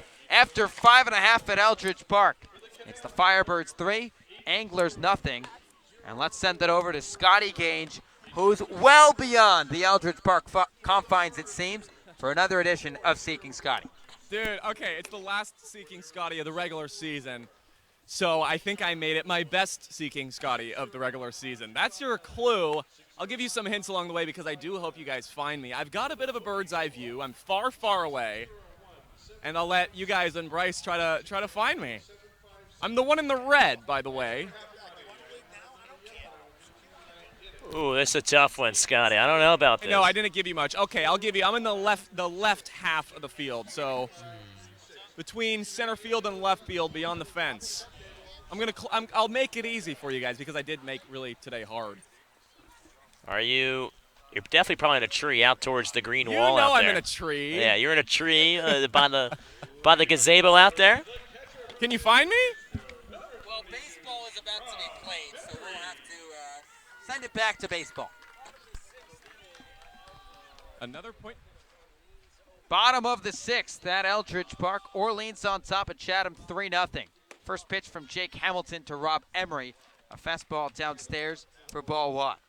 It'll be 5, 6, and 7 for the Birds with Zach Kokoska and Tanner Murray to follow. Here's the 1-0 from Hamilton. Fastball taken upstairs. It's 2 balls and no strikes. For Chatham, they're down to their final 3 outs in this 7-inning affair. They'll have Welch, Kalilau, and Wallace set to bat in the 7th. 2-0. Fastball up and in. It's 3 balls and no strikes. Emery 0 for 1 tonight, grounded out his first time up, then dropped a sacrifice bunt as part of that 3-run frame for Orleans. Here's the 3-0 to the catcher from San Fran. Fastball inside, ball 4. Emery tosses the bat, a 4-pitch walk for the Birds to lead off this inning.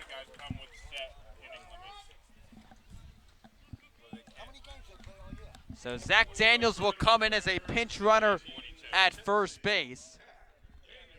So Daniels from Tennessee going to pinch run for Emery. And we'll see if Kokoska lays down a bunt just like Emery did back in the 4th.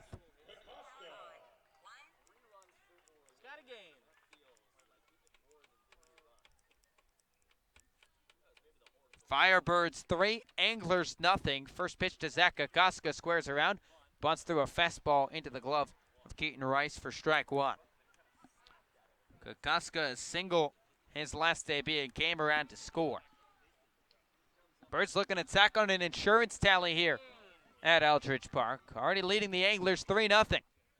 Daniels the pinch runner at first, Kokoska squaring around. And now a pickoff attempt from Hamilton on the mound. Almost goes errant of Brady Smith at first, but he corrals it well right of the back.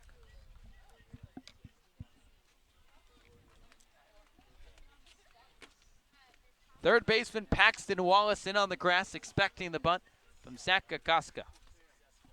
Zach Daniels extending his lead at first base.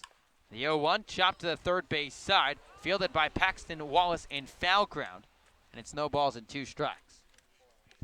We saw the other day with Orleans, despite having 2 strikes, they tried going for the sacrifice bunt. We'll see if that's in motion once again. Even though Kokoska put it on the third base side, if that was still in fair territory, Wallace, it was such a high bunt chopper. I think it would have been effective and moved the runner to second. Daniels on at first, nobody down in the last of the 6th. Orleans leading Chatham 3-0. Kokoska, the left fielder from Kansas State, steps back in from the left side. Right-hander Hamilton set. The 0-2, runner going, breaking ball sent out to deep right field. Colin now ranging back. He's got room in front of the fence. He'll make the grab. Daniels retreats back to first. Kokoska gave it a long ride out to right center. It stayed in the yard for the first out of the inning. Yeah, Kokoska almost caught all of that one, and Kyle using all of the ballpark out at Eldridge Park. Wind blowing in from center field. Just stays in, shy of the warning track. So now Tanner Murray, who delivered the big blow back in the 4th inning, will dig in from the right side. It was Murray who drove in a 2-run single to put the Birds on the board back in that 3-run frame. That's been all the offense tonight between Orleans and Chatham. 2-run single for Murray, then an RBI fielder's choice for Trevin Esquera. Pickoff attempt at first base. Hamilton throws it wide of Brady Smith. Rolls down the right field line. Zach Daniels digs for second. He's taking the turn for third. Now he's caught in a pickle but nobody covering the second base bag. Daniels retreats back to the bag safely after Morrill tried cutting it off in the middle of the infield. So an E1 allows Zach Daniels to take second. Well, if there's a guy that could get 2 bases on there, there's only a handful of guys who do it. Probably Jacob Hurtubise is, and this guy right here in Zach Daniels, a freak athlete, and might as well just test going 2 bases here. Noah's covering second base and caught halfway in between, but able to retreat back safely. So now Dennis Cook, the Anglers pitching coach, will trot out to Chatham's mound and talk with Jake Hamilton and Keaton Rice. But this is looking like a Birds victory, just 3 outs away. If Jeff Pramel can lock down another save for Orleans. He's got 4 already this summer. He was second in the NE10 this past spring in saves with 10. But first, will Orleans be able to tack on an insurance tally? It's Orleans 3, Chatham nothing. Last of the 6th at Eldridge Park. Daniels aboard at second. A pitch has been thrown to Tanner Murray. Right-hander Jake Hamilton comes set from the third base side. Murray 1 for 2 tonight. A 2-run single his last time up. First pitch. Breaking ball comes in. Murray gets out of the way for ball 1.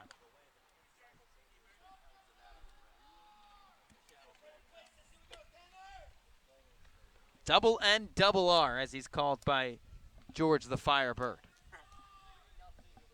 Trying to deliver once again for Orleans with Zach Daniels in scoring position and 1 away. 1 out. Fastball up and in. It's 2 balls and no strikes.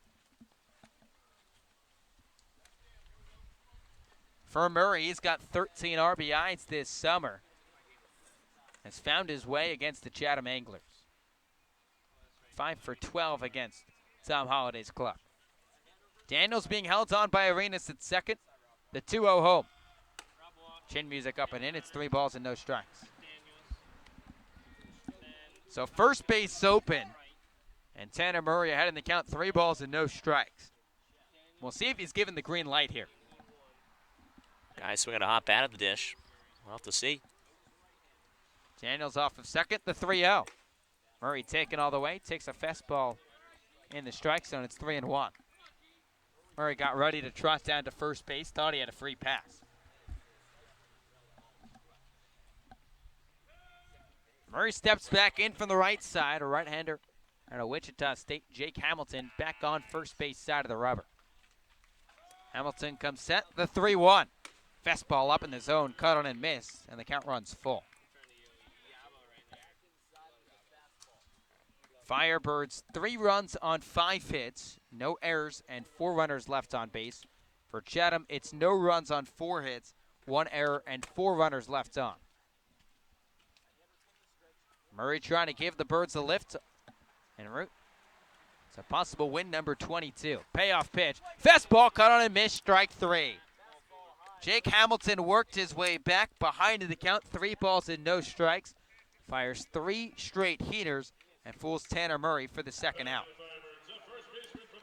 Well, good comeback by Hamilton on the mound after falling behind 3-0. Fires a couple good pitches and catches Murray with a fastball at the letters. So now Trevin Esquera will try and pick up Zach Daniels off of second base. Esquera 0 for 2 tonight, but has an RBI. Hamilton set at the chest. First pitch to Esquera. Breaking ball swung on, clobbered into right field for a base hit. Charging around from third is Zach Daniels. The throw to the plate from Kalalau high. Trevin Esquera took the charge to second. He'll trot back to first. It's an RBI single for the first baseman from Loyola Marymount. The Birds have an insurance tally. It's 4-0 in the 6th. Yeah, Esquera just able to line one right perfectly. Sinai single through the hole on the right side. Just able to touch the outfield grass. Big base hit for Esquera. Able to drive in an extra insurance run that the Firebirds would desperately want and need. Second RBI of the night for Esquera, and now Dom Keegan, the DH from Vanderbilt, will dig in for the 3rd time. Birds holding the Anglers scoreless, looking for shutout number 7. First pitch to Keegan, fastball dots the inside corner for strike 1. Keegan hitless in his short Cape debut so far. 0 for 7 in summer #1 with the Birds. Scara on at first with 2 down. The 0-1 from Hamilton. Fastball catches the inside corner. It's 0-2. Again for the Anglers in the top of the 7th inning. They'll have 5, 6, and 7. Charlie Welch, Kendrick Kalilau, and Paxton Wallace. But they'll need more than that, trailing by 4 at Eldridge Park. Keegan back in from the right side, and now Hamilton steps off the rubber. No one warming up in the Orleans bullpen, so this looks like it's Jeff Prammel's game to finish off. Scara on at first, the 0-2. Breaking ball shot down the right side and out of play, and we'll do it again.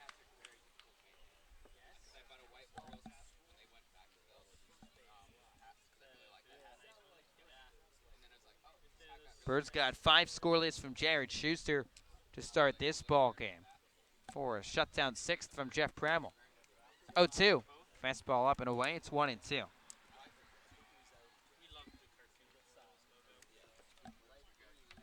With YD falling tonight to Hyannis 1-0. A win for Orleans ties them up with 48 points with the Chatham A's in first. 1-2 pitch. Runner going. Breaking ball down low. Skips past the catcher right. Esquera slides into the bag feed first. It's a stolen base for Trevin Esquera. His first stolen base on the summer. Orleans now with a runner in scoring position with 2 down.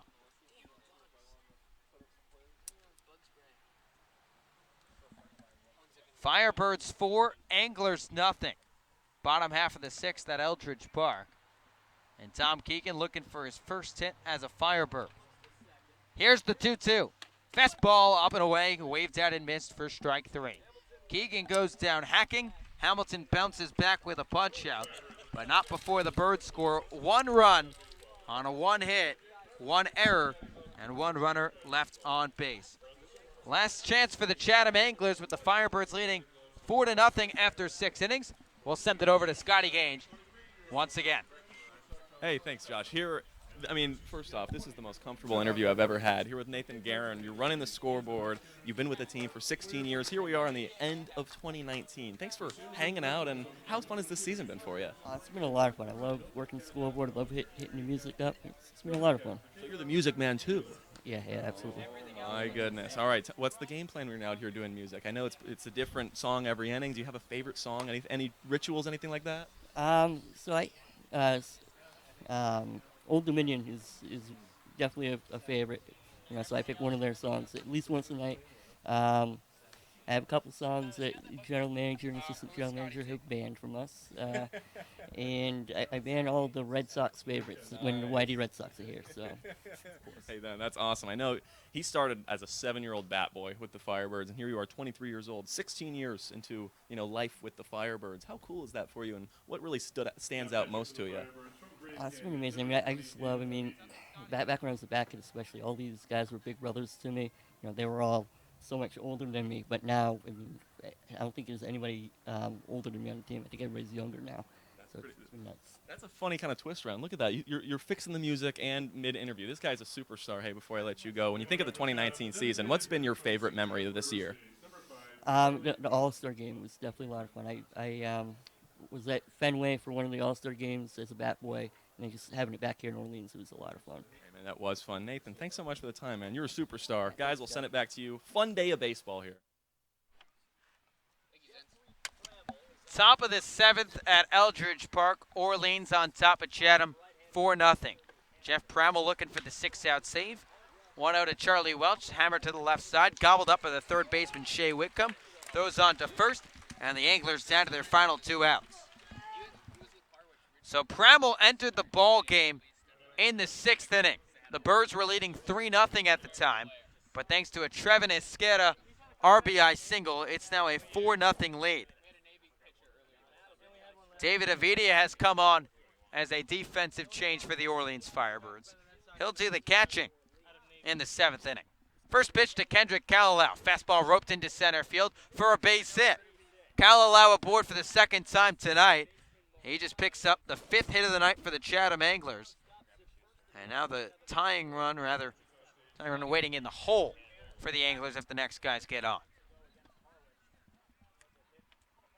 So Paxton Wallace, the third baseman from Wichita State, will take his third turn at the dish. A double play ends this ball game and ties the Birds atop the East Division with Chatham for the lead. First pitch. Breaking ball catches the outside corner for strike one.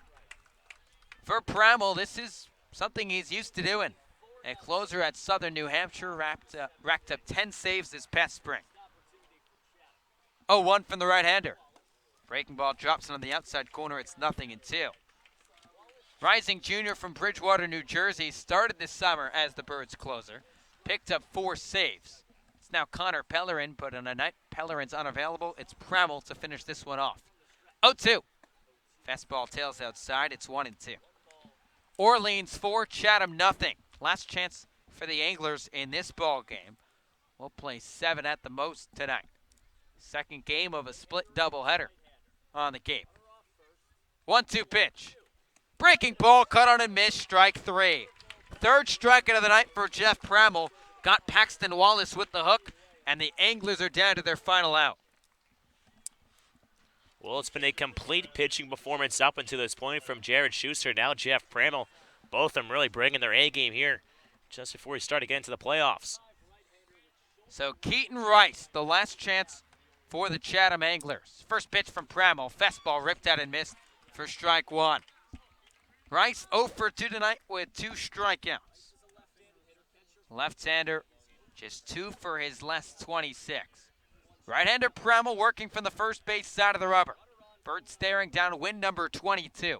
0-1. Breaking ball cut on and missed. And the Anglers down to their final strike.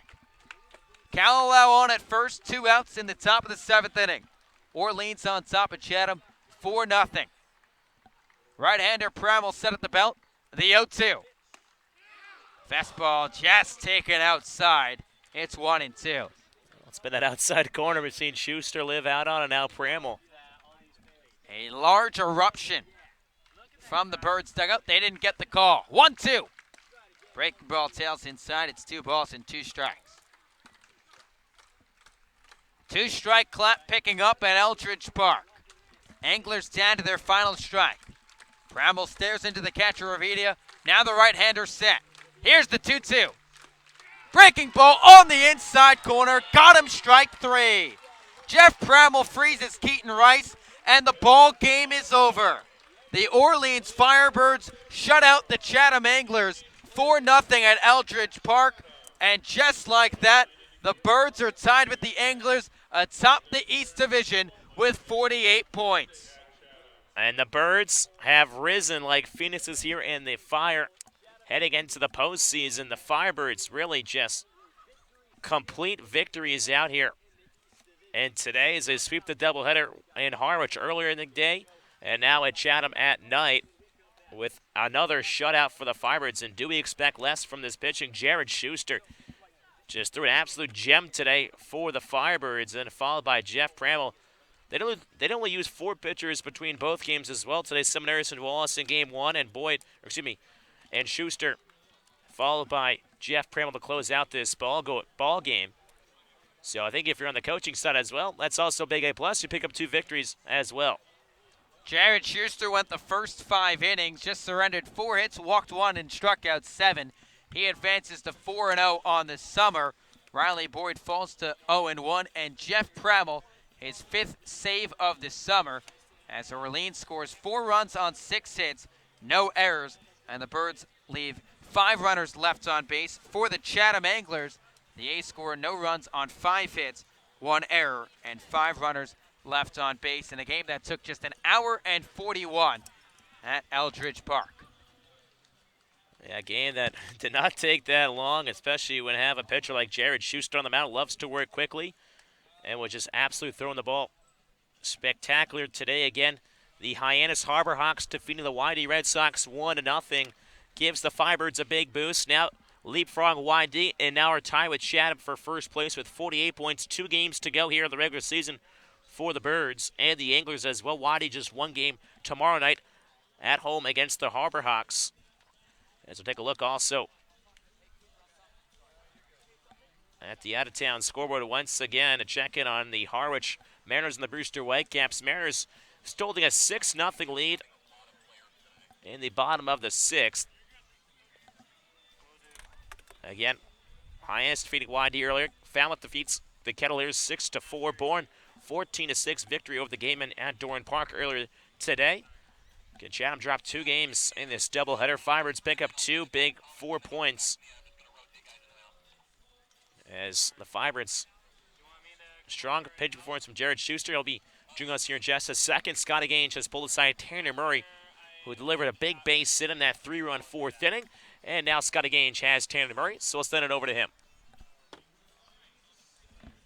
here and then we're up there also. It's a double exposure because you played so well today and you had such a big hit, so we're getting 2 cameras on you because of that. Let's go back to that inning. It's a 0-0 ball game. Bases are loaded. You get the 2-run RBI to break through and break this game open. How great did that feel for you? It felt really good. I mean, getting the intentional walk and just knowing I should just come through there for everybody else, and it was super cool. Yeah, it was cool. You know, they walked Zach Kokosko with 1 out. I have to think that built up a fire inside you, did it? Yeah, especially like my last at bat ended in a strikeout, so I was thinking, okay, they're going to me. So I got the same pitch I struck out on, but this time it was in the zone, and I got it. So, yeah, you swung first pitch, and I know it's kind of a thing of baseball. Normally when it's bases loaded, you let a few pitches go, maybe a ball in the dirt or something like that, but you were right on. Was it a green light that the coaches told you, or were you just so anxious and ready to go out there? I was just ready to go. I mean, I knew he was going to try and get ahead with the bases loaded and everything, and I got a strike over the plate, so I did what I needed to do. You really did, and you did what the Birds needed you to do in the 4-0 win. Big time. Now you guys are tied for first place in the Eastern Division with Chatham, as YD lost tonight 1-0 against Hyannis. I don't know if you knew that or not. I did not, but I mean, that means tomorrow is even bigger. So It really does. And so let's talk about tomorrow. I mean, today you guys had 2 wins. The Birds have been hot lately, but tomorrow, you know, looking forward, what are you most looking forward to tomorrow as the Birds are on a hot streak and now being a first-place ball club? probably the atmosphere there. I mean, I guess I know their fans know. I know a bunch of us and our fans will go there, so it'll be a fun one. Today, 2 wins. The second win, you got to say, off the bat at Tanner Murray, the entire Firebirds, they were awesome, man, but you were awesome. The Birds baller of the game. Thanks so much for the time, and we're going to have a really fun post-game show. Feed a lot of guys in here. Tanner Murray, again, appreciate your time. We're going to toss it back, man. Cool. Superstar, Thank huh? you. Thank you. Yes, sir. So back to you, Thomas. And back here on the Birds Broadcast Network, Bird's Eye View post-game show, joined by none other than our fantastic pitching coach, Matt Troop. Matt, thank you for joining us here in the post-game. Yeah, it's good to be here. Yeah, I know Schuster was supposed to be the man on this show, but he got yanked out of here for the Yankees Award, I believe, the pitching award, and well-deserved, obviously, with that performance by him today. Well, he was fantastic. We'll dive into his effort today. 5 innings, just allowed 4 hits, no runs, 1 walk, and 7 punch-outs. He struck out 5 of the first 10 batters in this ballgame. What did you see out there from the first base dugout watching him on the mound? Oh, well, he obviously had his 3-pitch mix today. Fastball, slider, changeup, and all counts, too. I mean, we threw a lot in first pitch, and whether that be a take or a swing and miss, it kind of got them thinking from the get-go, and he was able to freshen up his fastball that he had today. So he was on point, obviously. You know, look at the line. But, yeah, towards the end of the thing, I think he fell into that little trap that, you know, he felt he needed to make, like, better pitches or make that perfect pitch. And, you know, as we saw through the first of 4 innings, I mean, just changing speeds was enough. So he was able to work out of it in that 5th inning with that awesome throw to the plate. So he had a fantastic performance today. Now you talk about that 5th inning, the throw from Zach Britton right field. You're a former pitcher. Yeah. How awesome. What's the feeling out there on the mound when you know you got a guy in right field, a cannon like that to end the inning? On the mound, it's obviously a great feeling, especially after a hit like that could have led to a run.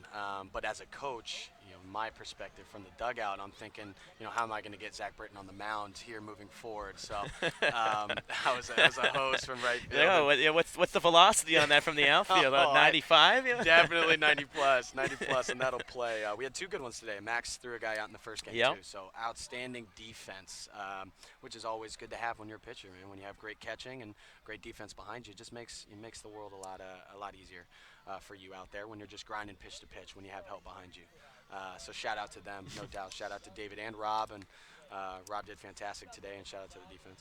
Well, defense makes the dream work for sure out there. Jeff Pramel was the second pitcher used today in this ball game in Game 2. He went 2 strong innings, struck out 4, just allowed 1 walk.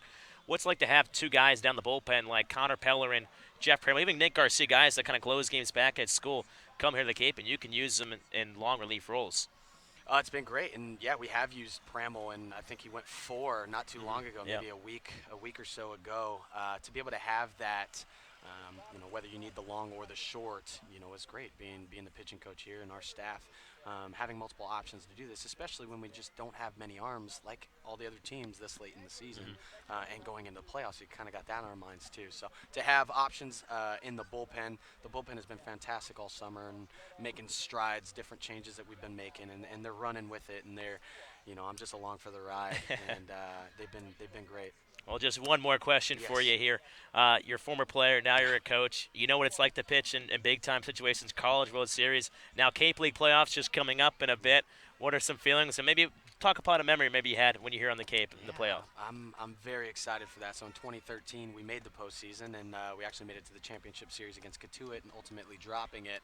I just remember, you can't really get away from the playoff atmosphere. I know this is summer ball, but there's always something different when you could be going home that next day. So I'm looking forward to it. I know our fans are looking forward to it, and they deserve us having the opportunity to play postseason baseball, because there's no one like our fans here in Orleans.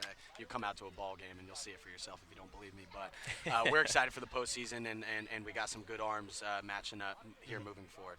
Orleans Chatham doesn't get much better than that. Matt Troop, thank you for joining us here on the Birds Broadcast Network.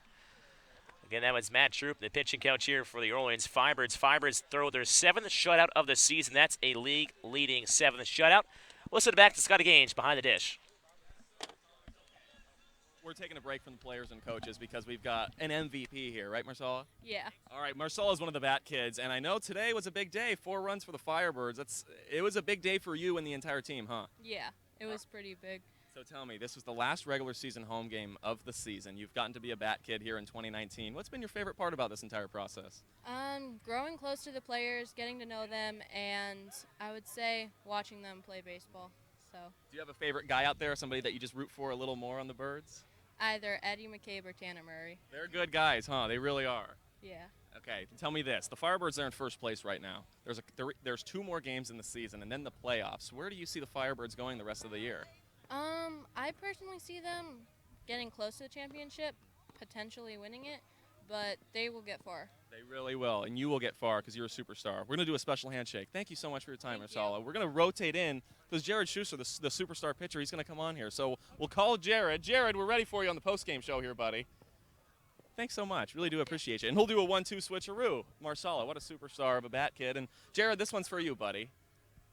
Okay, let's talk about your heck of a ball game. You told me just a second ago. He told me I wanted another interview. Was talking with me, did that motivate you to pitch well tonight? Yeah, it was a little extra motivation I used to finish the outing, have a good outing. All right, I'd like to think that. I think it's something else, but I would like to think that. Hey, the Birds, man, they're hot, and you were a big part of that tonight. For you on the mound, I know every night it seems like everything's working, but can you pinpoint one thing that really was strong in your approach tonight? I think working with my slider a lot more helped a lot. It made me have 3 pitches to both sides of the plate, lefty or righty, so that helped a lot. Hey, there was a lot of people out here at Eldridge Park tonight. It was more than the July 4th game, and everybody was really into it. The 7-inning game, everybody hung out the entire time. It was a beautiful night. How cool is it for you to pitch and knowing how much this town loves you and loves the Firebirds, to pitch in front of all of them tonight? It's awesome. It makes us want to win for us and win for the town of Orleans, especially against our rival Chatham. It's always awesome to beat them. And a big-time win against Chatham, your guys' first of the year. And now, I don't know if you know this, the Firebirds are in first place now. That's awesome. Hopefully we can keep it and get home field advantage for the playoffs. So, yeah, as you said, 2 more games left, both of them against Chatham. And the Firebirds, man, you guys have been absolutely red hot so lately in the past couple of days. What's been really just the motivation of that, and how's the vibe felt in the dugout? It's been awesome. It's been loose, and we've been confident. Shea and Max have been doing what they do. They've been hitting the ball well, so it's all coming together at the right time. It really is at the right time, man. It's coming together. It's coming together for you, for the Firebirds, for everybody. Another joy to watch you pitch tonight. Definitely. Thanks so much. We're going to do another 1-2 switcheroo. Yeah, we're going to get our guy Zach Britton on. He's talking to your dad, so go say hi to your dad. Give him a hug. Again, Jared Schuster, what a heck of a performance he had. A couple shutout innings. And here's Zach Britton. What a performance you had. All right. How are you, buddy? You feeling okay? Yeah, I'm feeling good. What's up? How are you feeling? I'm feeling good. It was a 4-0 win. The Firebirds are now in first place. I don't know if you knew that or not. But you guys are tied for first place against Chatham. 2 more games against them. We're going to touch on that a little later. What we're going to touch on now is your fireball of a throw out in right field where you gunned him. And Zach Kokoska watched it. Come on now. Hey, walk me through that. That was just amazing. And I think the favorite part for me was your trot off the field after Rob Emery tagged him out. You were just up high, a crown on your head. How cool was that, bro? No, it was cool. It was like a hard hit line drive, so I knew I was going to have a chance to throw him out the plate. And it's probably the loudest I heard Eldridge, especially out there because I was playing right and all the fans were over there. It was pretty cool. I try to usually not have any emotion, like when I do something cool, but that one was a little hard not to smile. Like I saw Tanner Murray, and he was giving me some like facial expressions, so I kind of like lost it when we got in the dugout. I was laughing, but yeah, it was a fun game for sure. Do you know what's fun for me is I think a lot of teams at this point, and you know, you can't blame them. They're tired. I know you guys are tired. You had game 42 tonight. A lot of guys are gassed playing ball out here. But on a play like that, Rob Emery flicks it over his head. Tanner Murray is giving you facial expressions. You crack a smile out there, and this place is just going bananas. You guys seem to really be in it at the right time. No, yeah, it's so fun being here.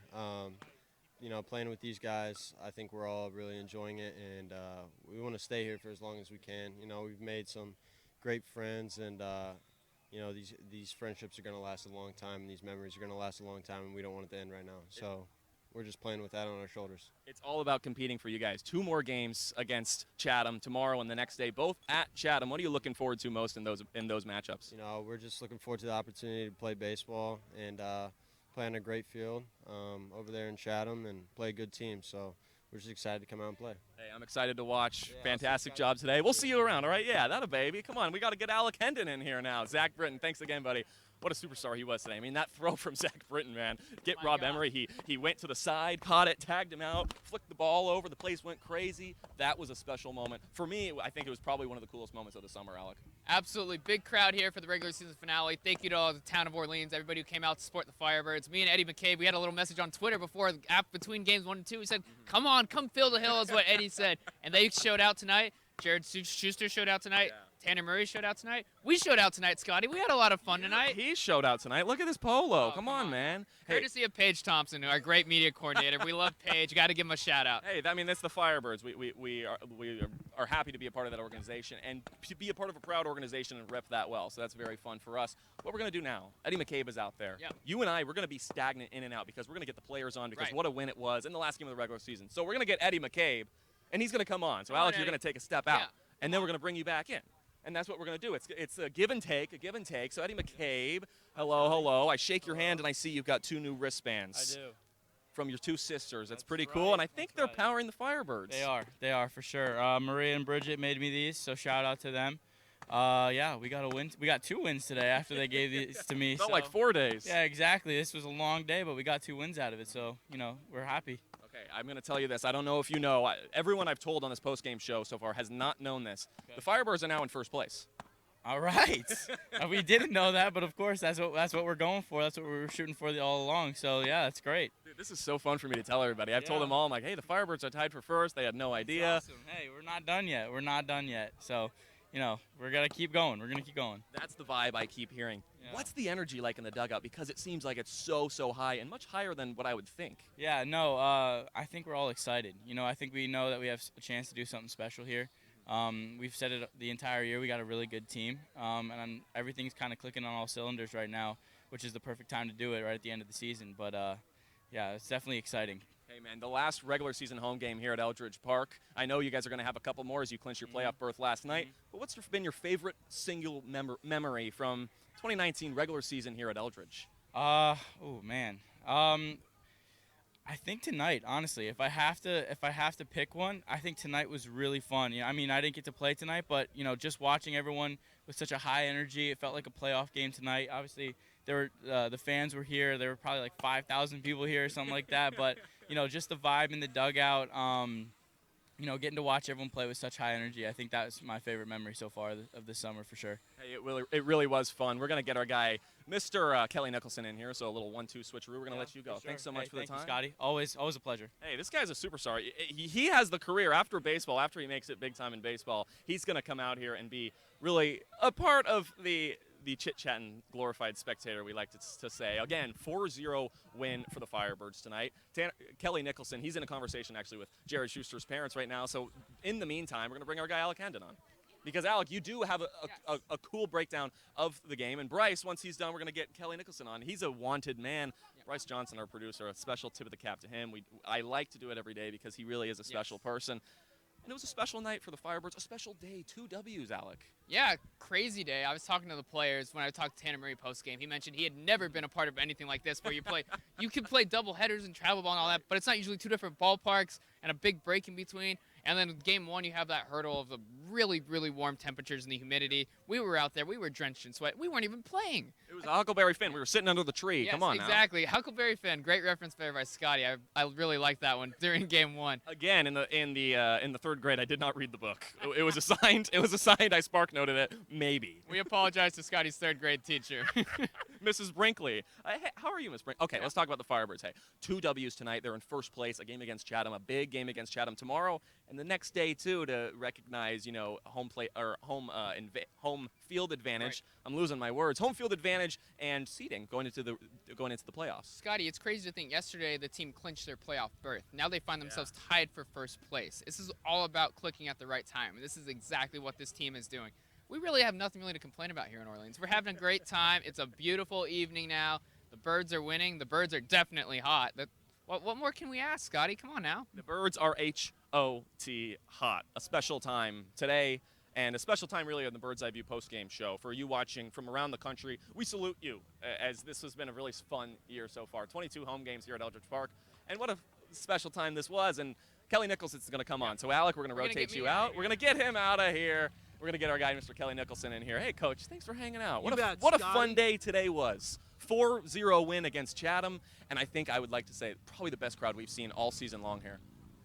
Yeah, it looked like a pretty good crowd, right? My best friend was in town, and his wife said the hill was full, so that's cool. But it's like that with Orleans and Chatham, and it's August, it's summer, it's Orleans, it's Chatham. You're going to get 3,000 people at a game. There'll be a good crowd tomorrow night as well. At the end of the 3rd inning, I asked you, what would you like the guys to do today in front of everybody? And you said simply, I want them to win. I want to get a W. And they did, and the Firebirds are in first place with 2 days left in the regular season. How great is that for you and for the Birds? Well, I don't think we're in first yet. You're tied for first. Are you sure? I'm sure, Coach. Well, then that's great. If we are, then that's great. I hope so. Now you're making me second-guess myself. I think Chatham is – I think they're still ahead of us by a couple points. I think – you can double check, but hey, we just have to show up and play well tomorrow. We played good baseball tonight, man. We pitched well. We played good defense. We moved runners over. Tanner Murray came up with a big hit. We executed a safety squeeze, and Pramel did a nice job coming in and slamming the door. So it was a win-win for the Birds tonight. Win-win-win. 42 games into the summer, it's easy to think that teams can be tired and they can start to give, but this energy in this ball club is through the roof, and it seems like everybody just wants to be here so bad and wants to win. How great is that for you to see, and how special is that to watch, with these guys that could very easily throw in the towel and just say, I'm tired? Yeah, absolutely. I totally agree with you. There's a big care factor. They want to do well. They want to win the division. They want to do well in the playoffs, and they're a bunch of competitors, man. They just go out and compete every night of the summer. And it's fun to watch. You got a bunch of high character guys, and it's nice to see good things happen to good people. And that's what's happening right now. Hey, Coach, this was the last game here at Eldridge Park in the 2019 regular season. Of course, you guys clinched the playoffs last night, so there will be more here at Eldridge. But when you think back in the 2019 regular season, here at Eldridge Park in Orleans, if you can pinpoint one favorite memory or favorite moment, what would you think it would be? If you can think of one. I know I just put you on the spot. Yeah, I mean, tonight comes to mind. I thought we played extremely well tonight. Schuster pitched well. Like I said, Rob Emery gets down a bunt. Tanner Murray gets a base hit, and we scored 2. And later on in that inning, we executed a safety squeeze and scored a run, and then we tack one on in the bottom of the 6th to make it 4, and Pramel shut the door. And if we can continue to do that, get good pitching, play good defense, put the ball in play, and be mindful on the bases, and we're gonna have some success, and that's what happened tonight. It was fun to watch tonight, Coach. Thanks so much for the time, as always. Really do appreciate you. Yeah, always. And we're going to get Rob Emery in, because Kelly Nicholson just said that Rob Emery had a great bunt. and he just said, we've got some friends hoping for the lineup card. I don't know what that means, but I do know what your tag out at home after Zach Britton's fireball of a throw. But here's the best part. This guy tags him out. You did one of these right here. You kind of flicked it. The sky hook. Yeah, sky hook. Is that something you've been waiting all season to do, Rob? No, I mean, just, you got to know when the right time is to add a little flair. So that was a good moment, and put an exclamation point on it. Why not? Hey, it really did. That was a cool moment, and I think a really cool moment for me also. Get out of here, fly.